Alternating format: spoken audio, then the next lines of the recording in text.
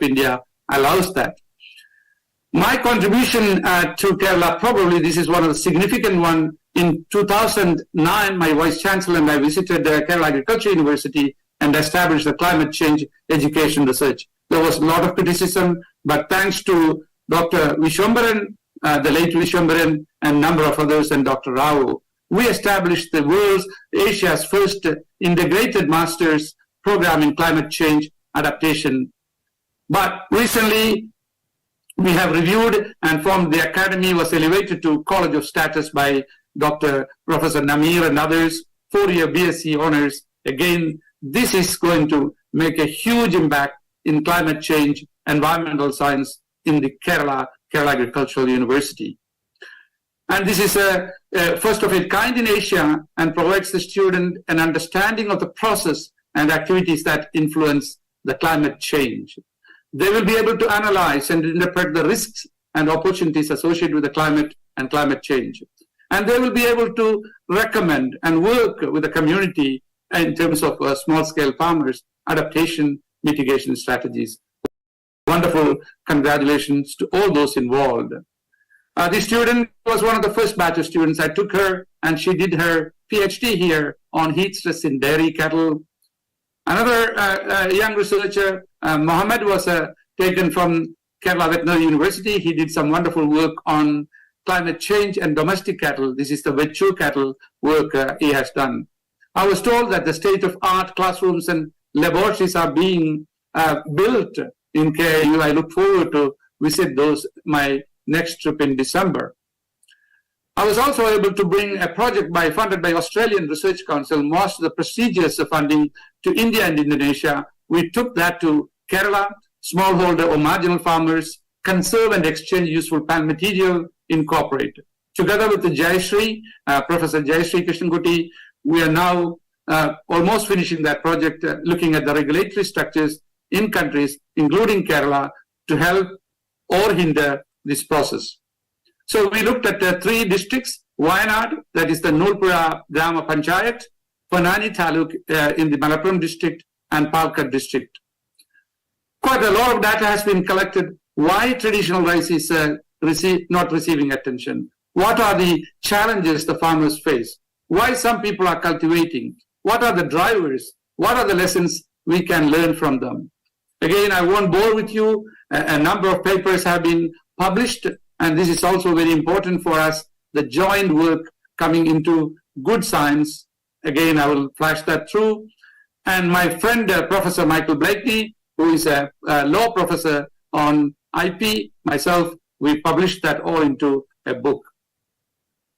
More recently, I've been working with Professor Namir on how can we have carbon neutrality or carbon positive situation. Again, Kerala government need to be applauded for the initiative Kerala is undertaking. It's a wonderful state with 30+% covered under forest. So that means you have already on the positive side of carbon capturing, carbon sequestration. The Alua farm, which I addressed recently, is a model farm where Namir's calculation, which we helped from here, shows that the total emission is 43 tons per hectare, and the sequestration is about 213. So you're going a positive balance, again, largely in the soil and also the plantations there. As you move into Kunnamkulam municipality, Thrissur, there the emission is 50,278 tons, whereas in the case, the sequestration is only 35,000 tons, quite a lot of transportation and other things. So it is not looking positive. So you look at another place, Kollam, Nedumbana Grama, where the cashew processing plants are located. So you can see the emission is much higher, about 85,858 tons, whereas the sequestration is low. So what I'm saying is that we need to look at the scientific basis of understanding and draw a baseline, then look at where are we emitting, then design strategies rather than blaming poor farmers. Yes, Jackson mentioned that in Kerala, the major emission is coming from the animals, the paddy, but also you have the wetland system where the wetlands do emit methane. So this is an area where perhaps the minister, honorable minister, need to establish a center of excellence for carbon neutrality in tropical conditions. And my university, myself, are committed to help. So recently we met with the Department of Agriculture officers and had a very excellent training course in that. So this could be one of the interventions that KAU, Kerala, and the department could be taking the lead and thus helping the farmers to fetch an additional income, show a role model in the country, in the world, in a tropical environment. How can we have productive agriculture and food system with a carbon neutrality, and then export your spices, condiments, etc. to Europe and other places, show that here it is organically produced, or both ways, and then providing good quality products to the world. So I'm coming to an end, Chair. There's only 2 more slides. What is the future role of Kerala Agriculture University? Being a professor, I need to have this slide. A lot of times people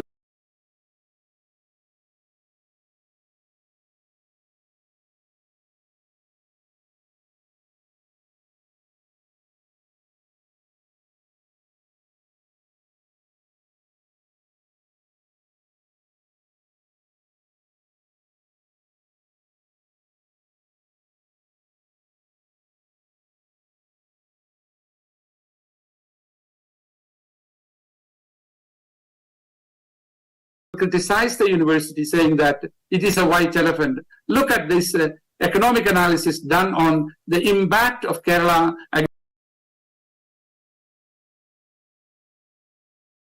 Agriculture University on rice. That is 126 crores of rupees annually through the varieties developed.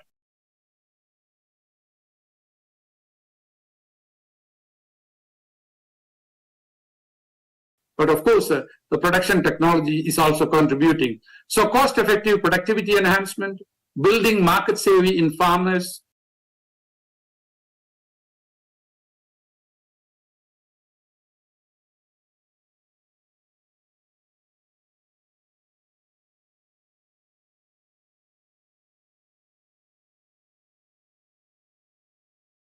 crops and varieties to suit climate change and market challenges, effective and eco-friendly plant protection measures. Rajashekharan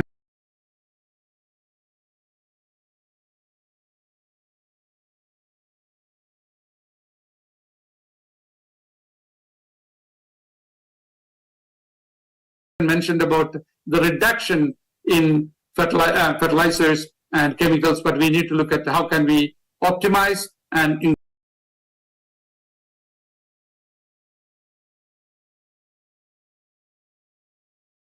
biological means as well. Filling the skill. Where is the knowledge gap in farmers, particularly young farmers? Diffusion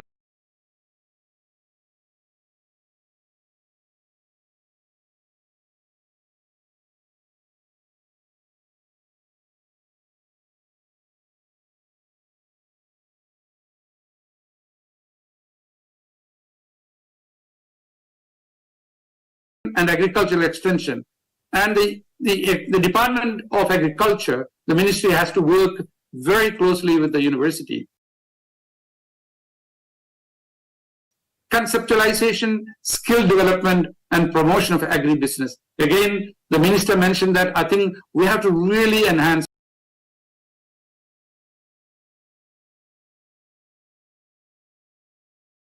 that. Promotion of small farms. There is no other way. Kerala will not have large farms. That means we have to have innovation and economy of scale. So my conclusion, what is the vision for sustainable food and agriculture? Remember, not about agriculture alone, the food system. Increase productivity vertically, employment and value addition in the food system. Again, Jackson and others have mentioned that. Protect and enhance the natural resource. You've got 30% of the state under forest. You cannot deforest. Traditional rice crop production system, Bansal has mentioned, traditional land races, and also things like your sandalwood. Why not have sandalwood plantation? In my state, Western Australia, we are one of the leading sandalwood producers in the world. all planted. Improve livelihoods and foster inclusive economic growth. Enhance the resilience of the people, communities, and ecosystem. It is not the people in the cities, it is the people in the rural areas where the current government is giving, but more emphasis to be given. Adopt governance of new challenges. For example, you talked about the cooperative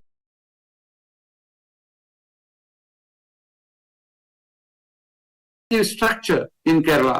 That is really good. For example, the Milma is doing a wonderful job. Why can't we have such kind of things in horticulture, horticorp? What is the drawback of the current system?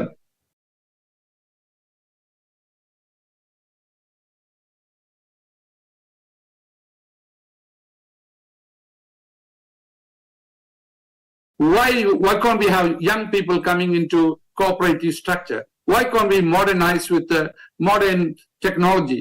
That's the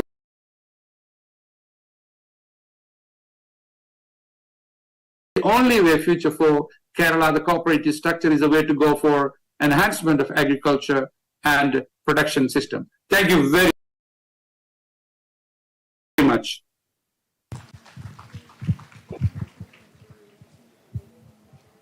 Thank you, sir, for your presentation.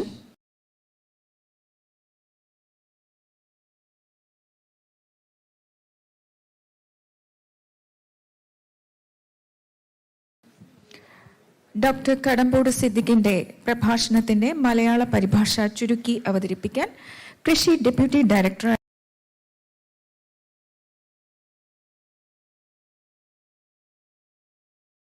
Shri VN Sivakumar സാറിനെ സ്വാഗതം ചെയ്യുന്നു.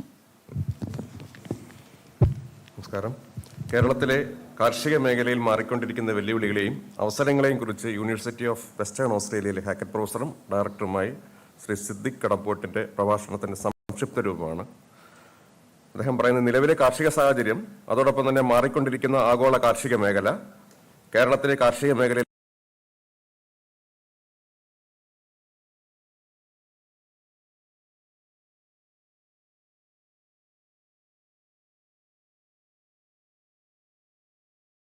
പ്രശ്നങ്ങൾ, അവ തരണം ചെയ്യുന്നതിനുള്ള നിർദ്ദേശങ്ങൾ എന്നിവയാണ് അദ്ദേഹം പ്രധാനമായിട്ടും നമ്മുടെ മുന്നിൽ അവതരിപ്പിച്ചത്. അതോടൊപ്പം തന്നെ അദ്ദേഹത്തിന്റെ പ്രസംഗത്തിനിടയിൽ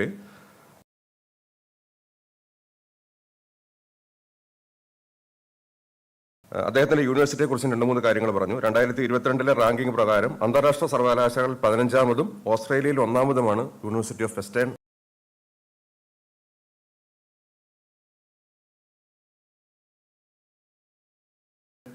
ഓസ്ട്രേലിയ.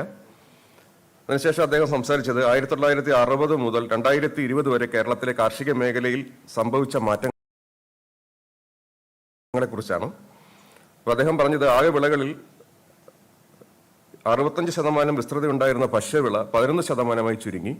അതോടൊപ്പം തന്നെ നാണ്യവിളകൾ 36.6% എന്നതിൽ നിന്ന് 62% കൂടുകയാണ് ചെയ്തത്. പക്ഷെ നല്ലൊരു കാര്യം എന്ന് പറഞ്ഞാൽ നെല്ല്, തെങ്ങ്,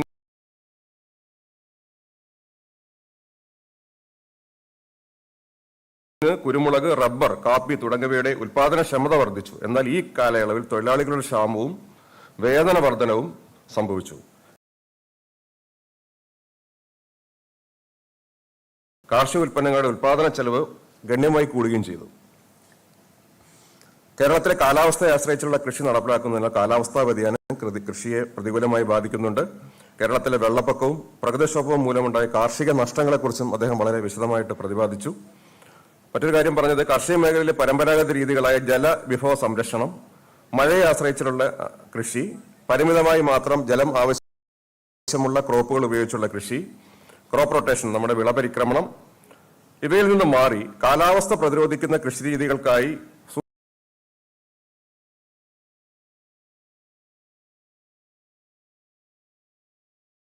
സൂക്ഷ്മ കാലാവസ്ഥ പ്രവചനം, നമ്മളിത് ഇപ്പോൾ തന്നെ അത് തുടങ്ങിക്കഴിഞ്ഞു.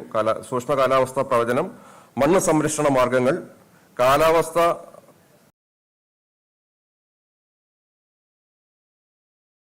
അനുസൃത കാർഷിക ഇനങ്ങളെ ഉപയോഗിച്ചുകൊണ്ടുള്ള കൃഷിരീതി എന്നിവയ്ക്ക് പ്രാധാന്യം കൊടുക്കണം.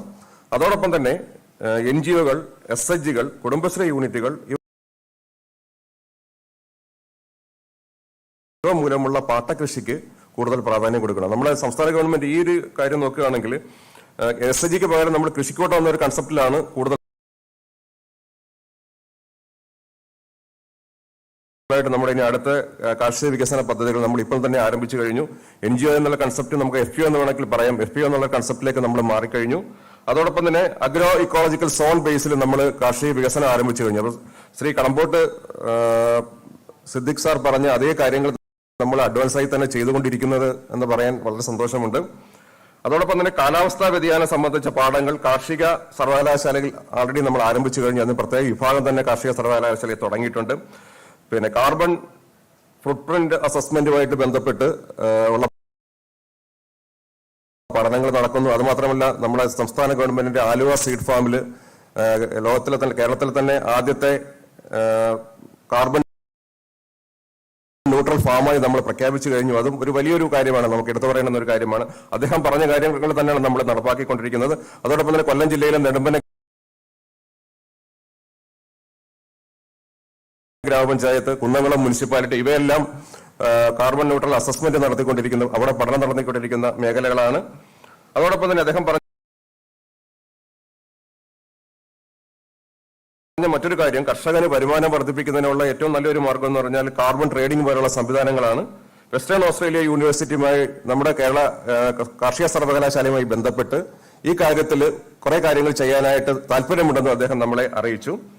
അതുകൂടാതെ അദ്ദേഹം പറഞ്ഞ കുറെ സജഷൻസ് ആണ്. അതിൽ ഏറ്റവും പ്രധാനപ്പെട്ട കാര്യം, നൂതന സാങ്കേതിക വിദ്യകൾ ഉപയോഗിച്ചുകൊണ്ട് ഉൽപാദനക്ഷമത, അതോടൊപ്പം തന്നെ കൂടുതൽ തൊഴിൽ സാധ്യതകൾ, കാർഷിക മേഖലയിൽ കൂടുതൽ തൊഴിൽ സാധ്യതകൾ, മൂല്യവർദ്ധനവ്, ഇതിന് കൂടുതൽ പ്രാധാന്യം കൊടുക്കണം. മൂല്യവർദ്ധനവിന് വേണ്ടി നമ്മൾ കാപ്കോ ഓൾറെഡി ആരംഭിക്കാൻ പോകുന്നു. പിന്നെ അതുപോലെ തന്നെ പ്രകൃതി വിഭവങ്ങൾ പരമാവധി സംരക്ഷിക്കുന്നതിനുള്ള സംവിധാനം ചെയ്യണം. കർഷകരുടെ ജീവിത സാഹചര്യങ്ങൾ മെച്ചപ്പെടുത്തുകയും സാമ്പത്തിക വളർച്ചയെ പ്രോത്സാഹിപ്പിക്കുകയും ചെയ്യുന്നതിനുള്ള പദ്ധതികൾ. അപ്പോൾ അതിനൊരു പരിഹാരം എന്ന രീതിയിലാണ് അദ്ദേഹം കാർബൺ ട്രേഡിംഗ് പോലുള്ള സംവിധാനം നമ്മളെ ഓർമ്മപ്പെടുത്തുന്നത്. അതോടൊപ്പം തന്നെ ജനങ്ങളുടെയും സമൂഹത്തിന്റെയും പരിസ്ഥിതിയുടെയും മാറ്റങ്ങളെ അതിജീവിക്കുന്നതിന് അനുസൃതമായിട്ടുള്ള കൃഷി രീതികളായിരിക്കണം പ്രോത്സാഹിപ്പിക്കേണ്ടത്. പുതിയ വെല്ലുവിളികളെ ഭരണകൂടം ഏറ്റെടുക്കണമെന്നാണ് അദ്ദേഹം പറഞ്ഞ മറ്റൊരു സജഷൻ. അതോടൊപ്പം തന്നെ ആർട്ടിഫിഷ്യൽ ഇന്റലിജൻസ്, റോബോട്ടിക് സയൻസ് ഇങ്ങനെയുള്ള സംവിധാനങ്ങൾ കാർഷിക മേഖലയിലേക്ക് കൂടുതലായിട്ട് കൊണ്ടുവരണം. പിന്നെ പ്രൊമോഷൻ ഓഫ് സ്മാർട്ട് ഫാം, ചെറിയ ചെറിയ ഫാമുകളുടെ ഡെവലപ്മെന്റ്സിന് വേണ്ടി കൂടുതലായിട്ട് മുതൽ മുടക്ക് ആവശ്യമുള്ളതാണ്. അപ്പൊ അതിന് കൂടുതലായിട്ട് പ്രാധാന്യം കൊടുക്കണം. അപ്പൊ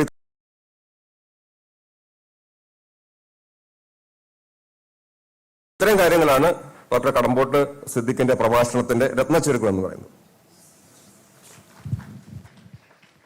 Thank you, sir.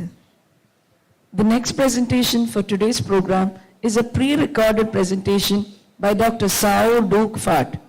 Dr. Sao Duc Phat holds the position of the Chair of the Board of Trustees of the International Rice Research Institute and the Vice Chair of the Council of Vietnam National University of Agriculture.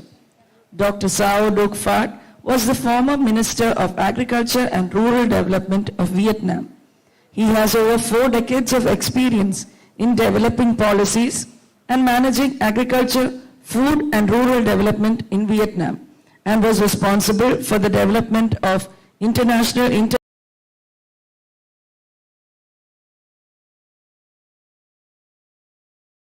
integration of agriculture and improving the livelihood of rural population in Vietnam.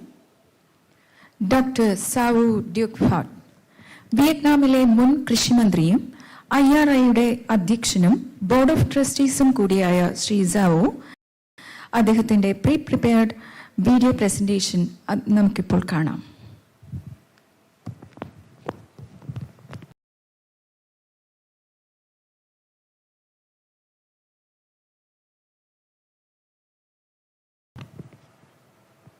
Esteemed colleagues, first of all, allow me to express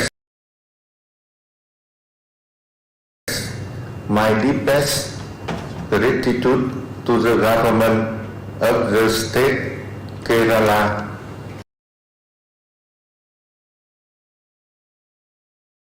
for inviting me to give this rare recorded speech to such important event.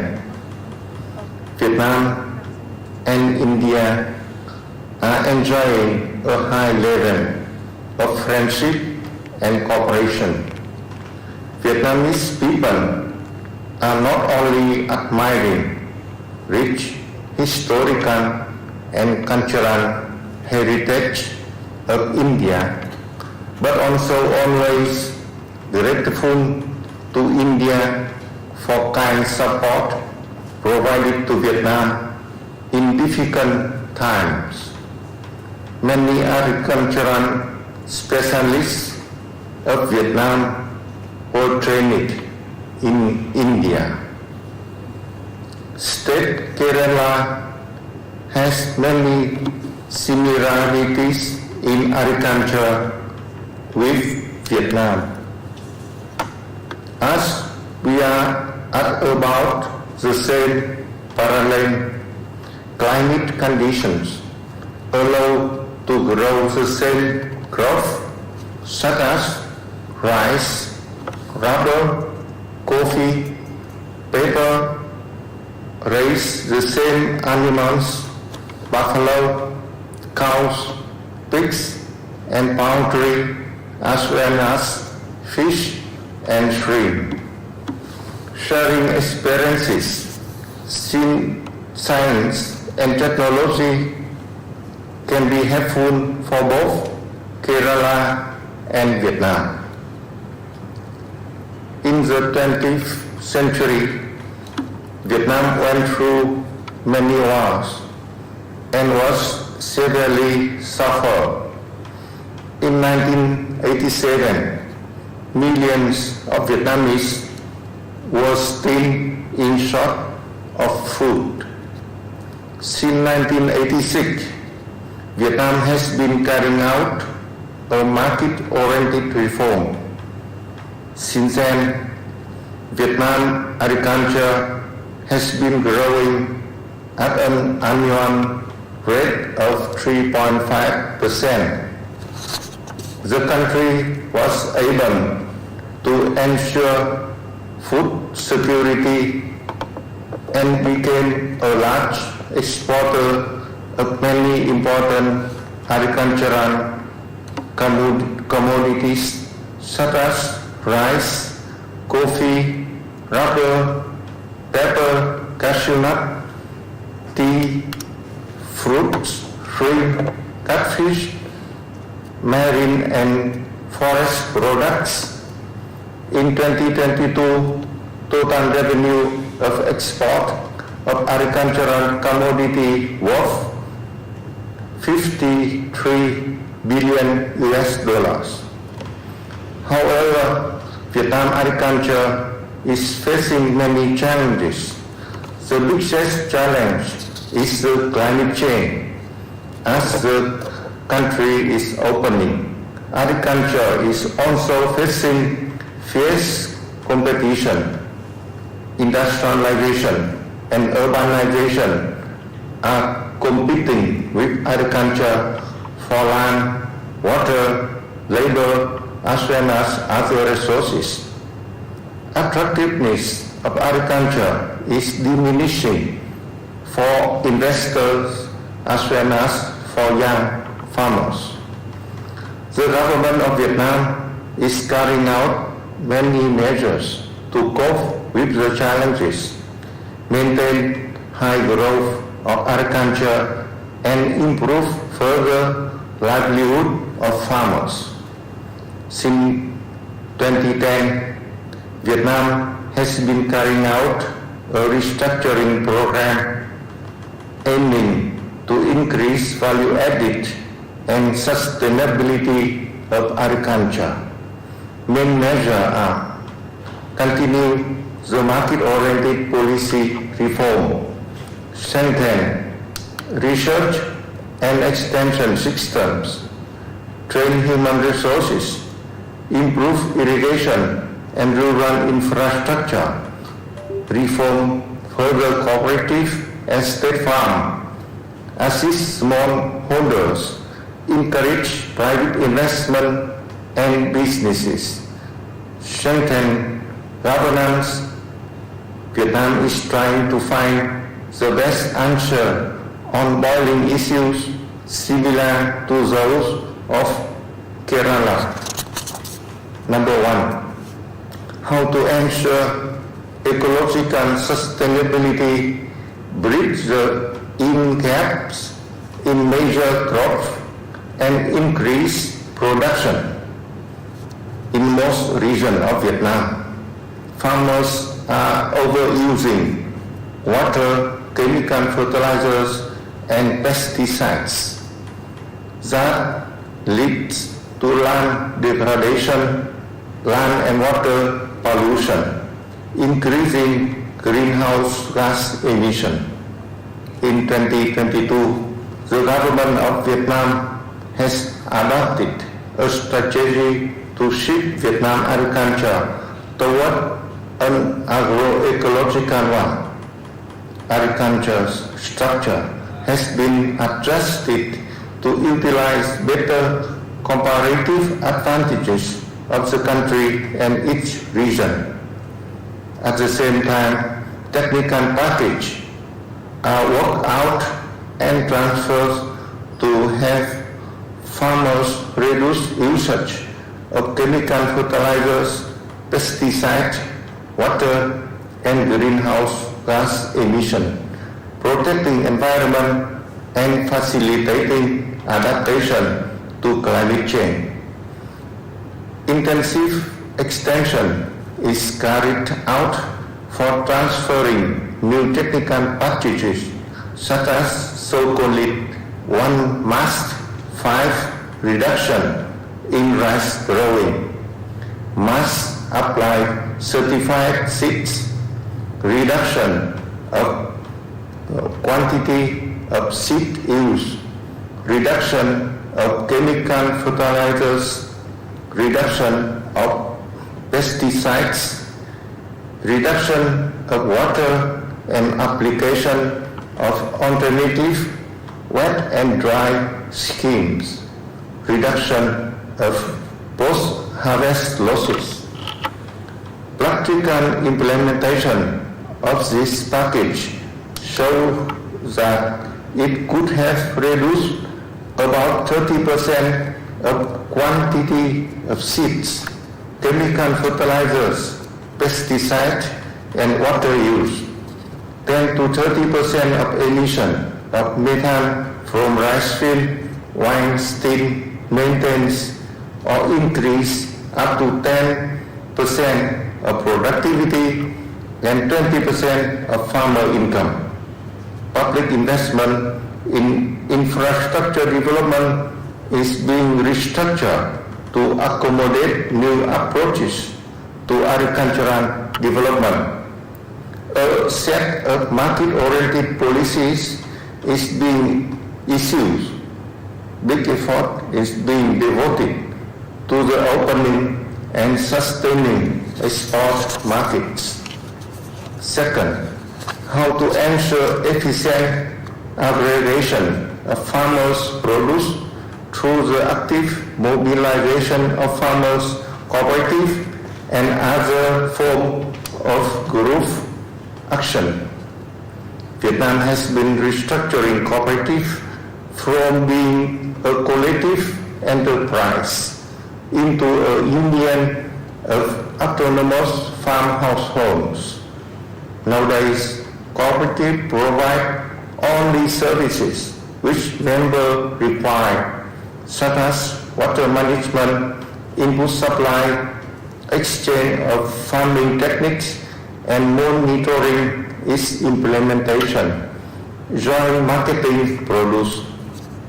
Cooperatives are more effective in those areas which require community actions, especially when they join a value chain with businesses on the basis of contracts. Main assistance to cooperative is provided through training their core leaders and tax exemption. Third, how to attract private and cooperative investment in agricultural value addition. In Vietnam, there are more than 14 million small farmers with an average land size of 0.6 hectares. Most crops and about 60% of animals are raised by them. There are large farms of rubber, coffee, tea owned by the state. Most of private businesses are operating big animal husbandry farms, processing facilities, and doing marketing, produce, supplying inputs. Despite the government policy of encouraging large-scale farming, number of such farms increases slowly, mostly because of difficulty in acquiring or leasing land. The government has been issuing a set of policies amending the land policy for improving the environment of doing business in agriculture. For how to ensure the development of climate resilient, sustainable agriculture suited to different agroecological zones and its adoption. The existing agricultural system in each agroecological zone of Vietnam are result of a long-term process of trial and errors. New conditions of climate change and the markets require introduction of changes into those systems. Depend on the market conditions. Different locations choose to farm new but higher value crops or animals.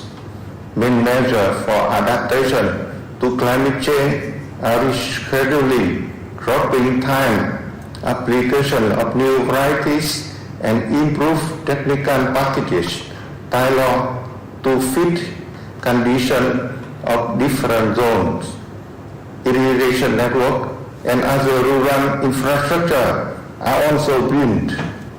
Fifth, what is the future of spices and plantation crop sector?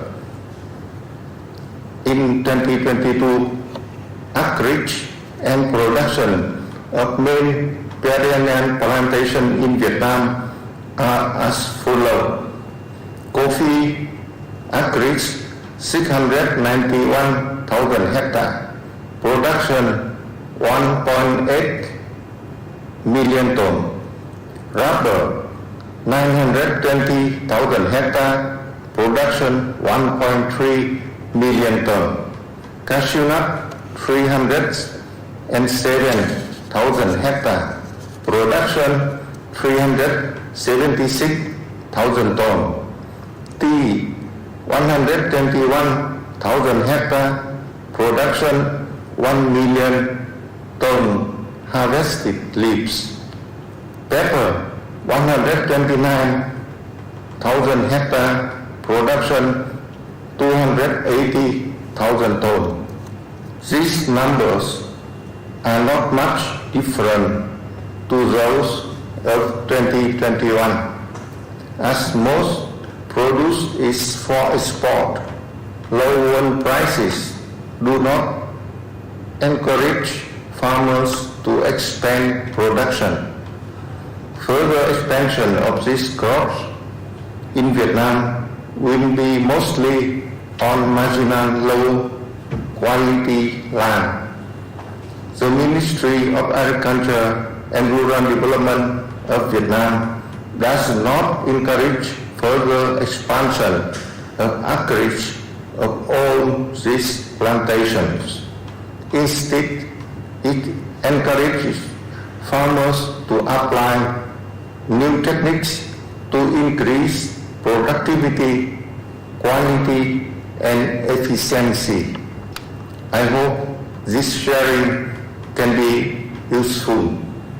I look forward to closer cooperation with Kerala. Best wishes to people of Kerala and many thanks.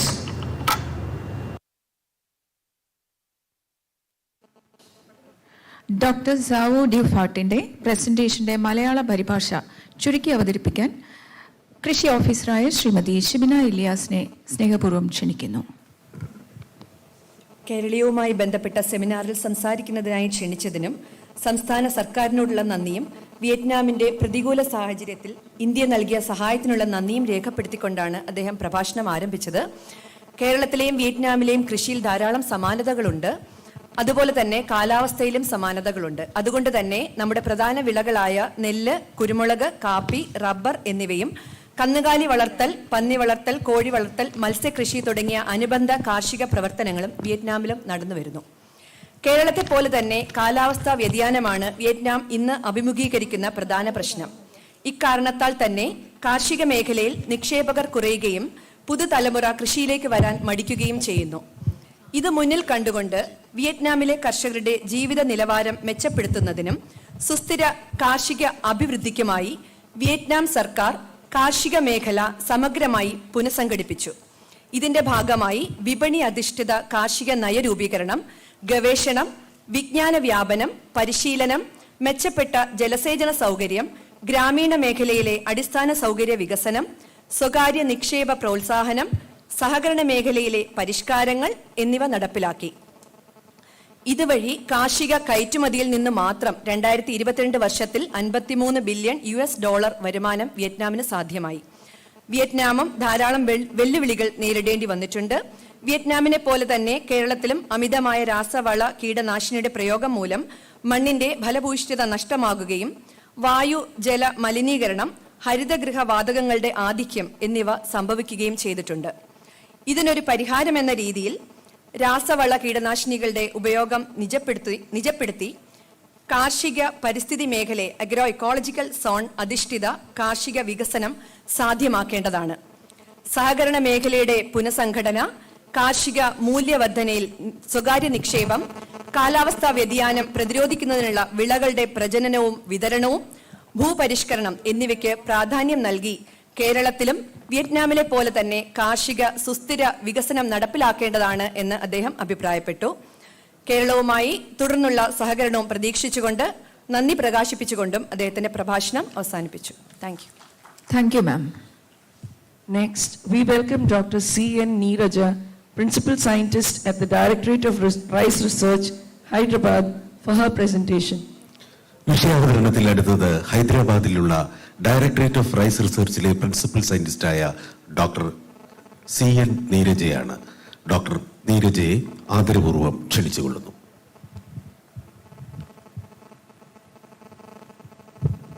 Honorable Agriculture Minister and respected speakers and all the august audience, I am honored to be part of Keralaeum event. So, and being a rice researcher, I will be mostly presenting the perspective of rice for this event. So, as you all know, rice is a very important staple food crop, which for most half of our country, and also about 25% of the area is cultivated by rice, and it is a major foreign exchange. And foreign exchange. Next slide, please. Okay. So, and you all are principal consumers of rice because Kerala is also staple food of rice. And the declining area and the declining productivity because of the low profitability is the major issue of the rice cultivation, especially in Kerala. The parboiled rice is the preferred form. And more than 100 varieties, around 100 varieties have been released by Kerala, by state as well as the central varietal release committees. So the germplasm contribution of Kerala is very significant from as well to national as well as international efforts, and different forms of cultivation are also quite unique to the Kerala rice cultivation. Next slide.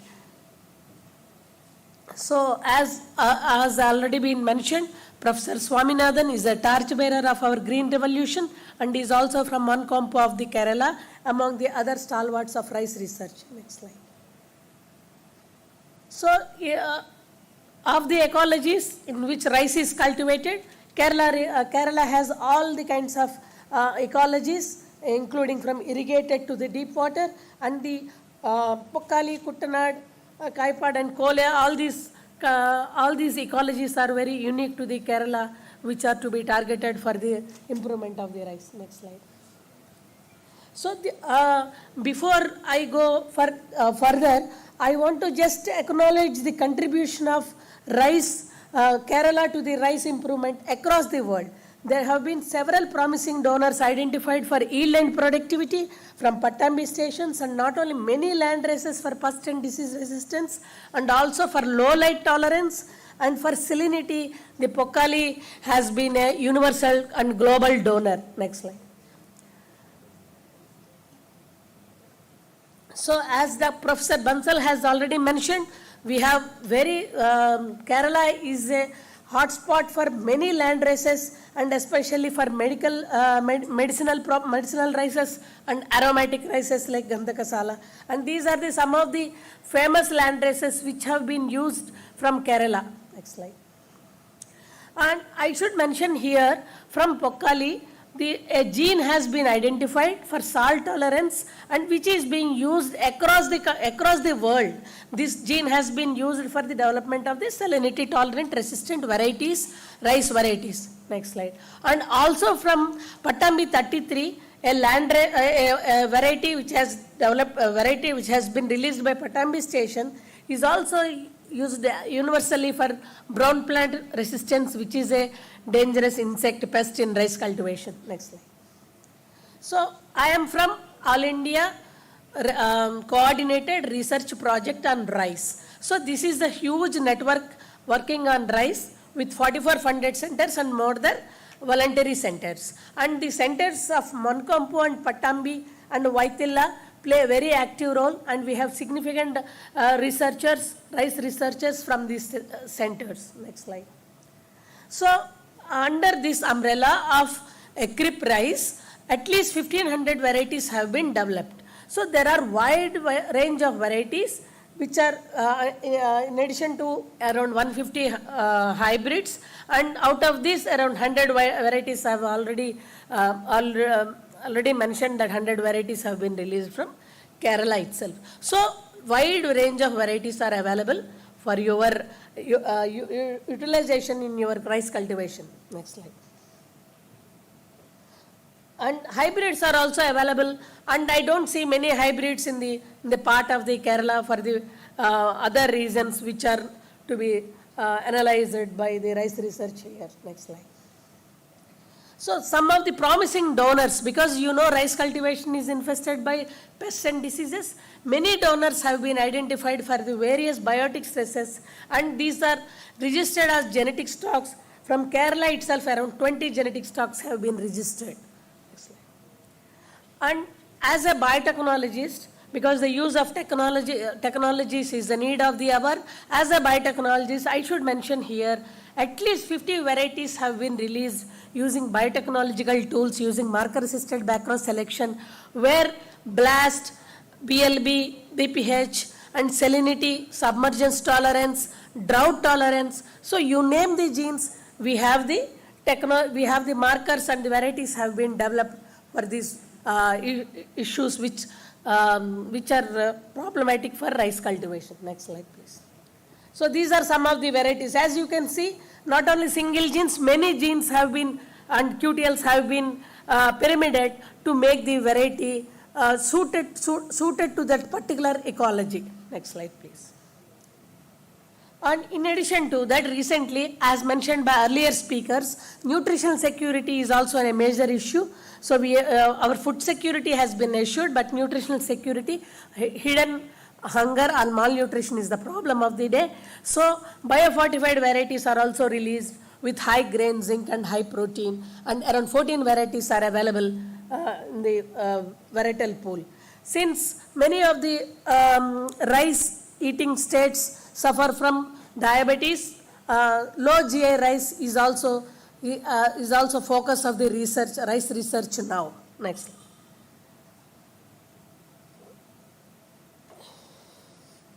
Next slide. So as already been mentioned, there have been lot of technology. Next slide.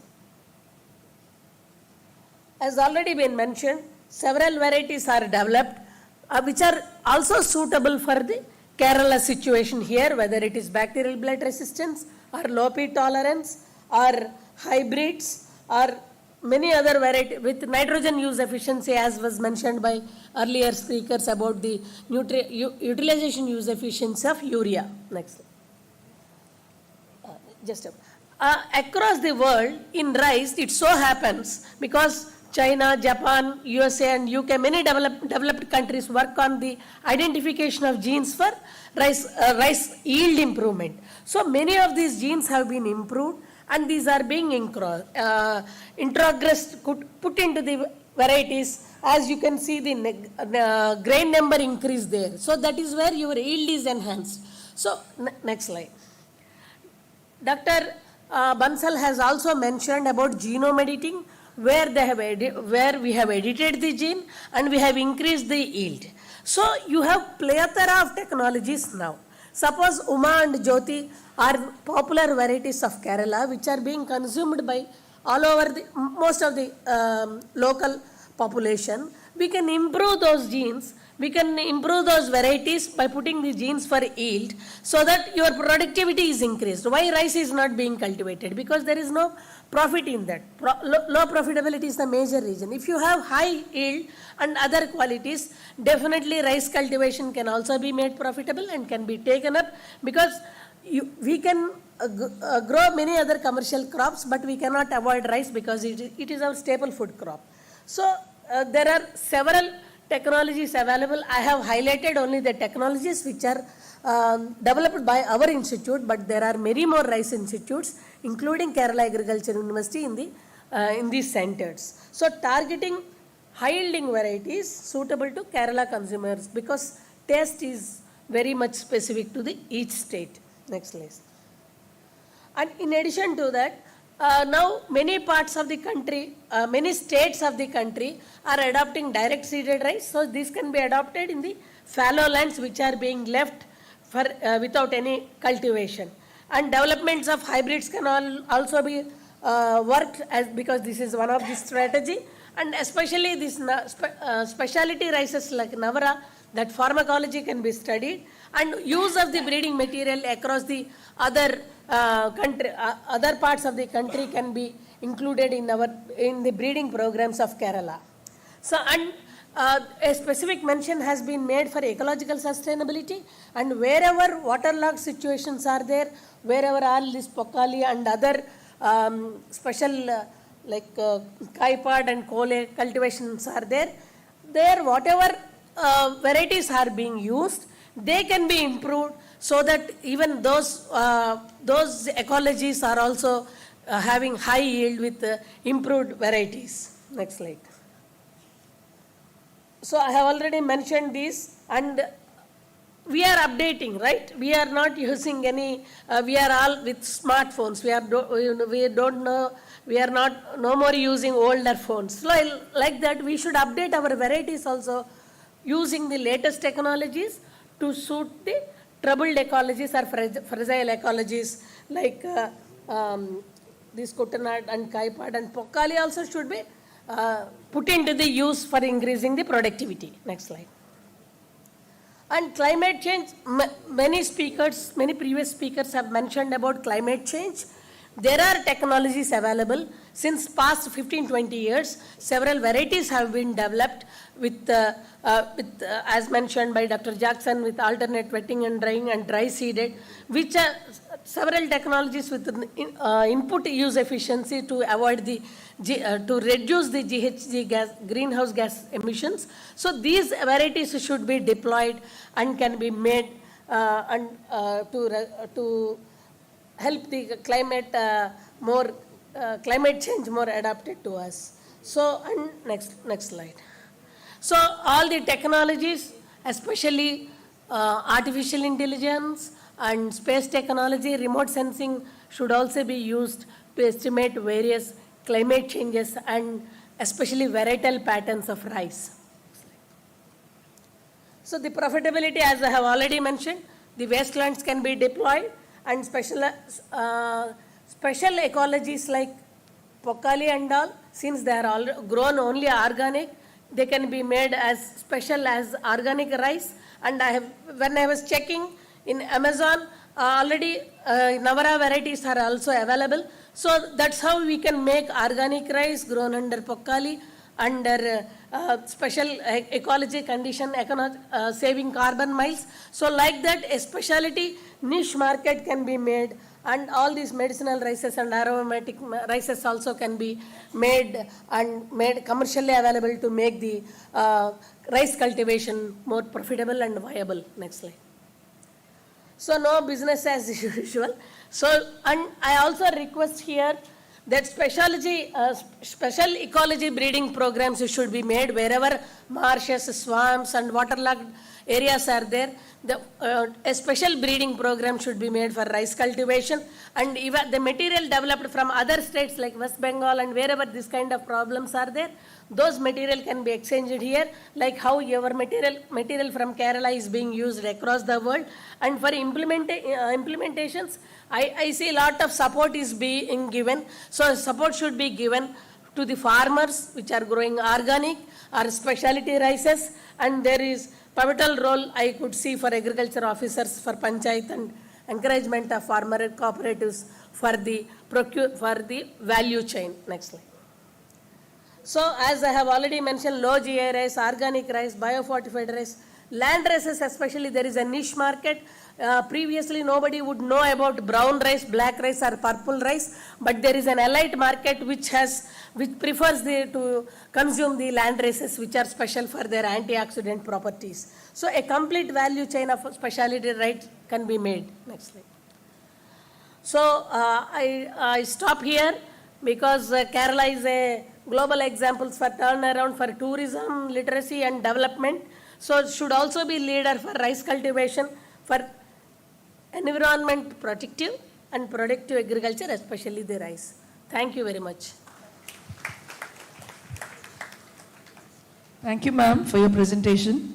മലയാള പരിഭാഷയ്ക്കായി കൃഷി deputy director Shri VN Sivakumar സാറിനെ ക്ഷണിക്കുന്നു.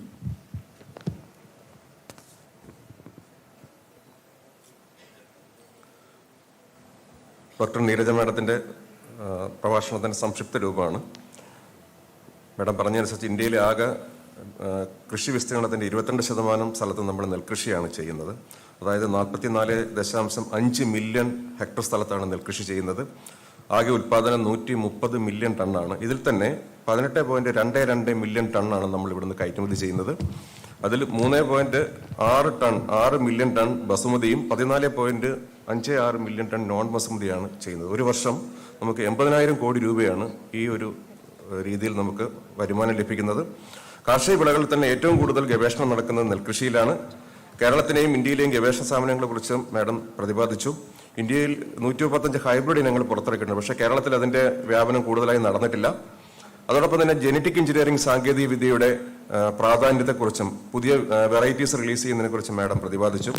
അപ്പോൾ അങ്ങനെയുള്ള സന്ദർഭങ്ങളിൽ ഏറ്റവും കൂടുതൽ പ്രാധാന്യം കൊടുക്കുന്ന മേഖലകൾ ഒന്ന് കീടരോഗ പ്രതിരോധ ശേഷിയുള്ള ഇനങ്ങൾ വികസിപ്പിക്കുക, അതുപോലെ തന്നെ ഉപ്പുവെള്ളത്തെ പ്രതിരോധിക്കുന്ന ഇനങ്ങൾ വികസിപ്പിക്കുക. ഇതിന്റെ ഭാഗമായിട്ട് മാഡം പറഞ്ഞൊരു പ്രധാനപ്പെട്ട കാര്യം, കേരളത്തിലെ പൊക്കാളി റൈസിൽ നിന്നും സാൾട്ട് റൈസിൻ്റെ ആയിട്ടുള്ള ജീൻ ഐഡന്റിഫൈ ചെയ്തിട്ടുണ്ട്. അത് ഇന്ത്യയിൽ മാത്രമല്ല ലോകത്തിന്റെ പല ഭാഗത്തും നമുക്കത് ബ്രീഡിംഗ് പർപ്പസിന് വേണ്ടി ഉപയോഗിക്കാൻ സാധിക്കുന്നുണ്ടെന്നുള്ളതാണ്.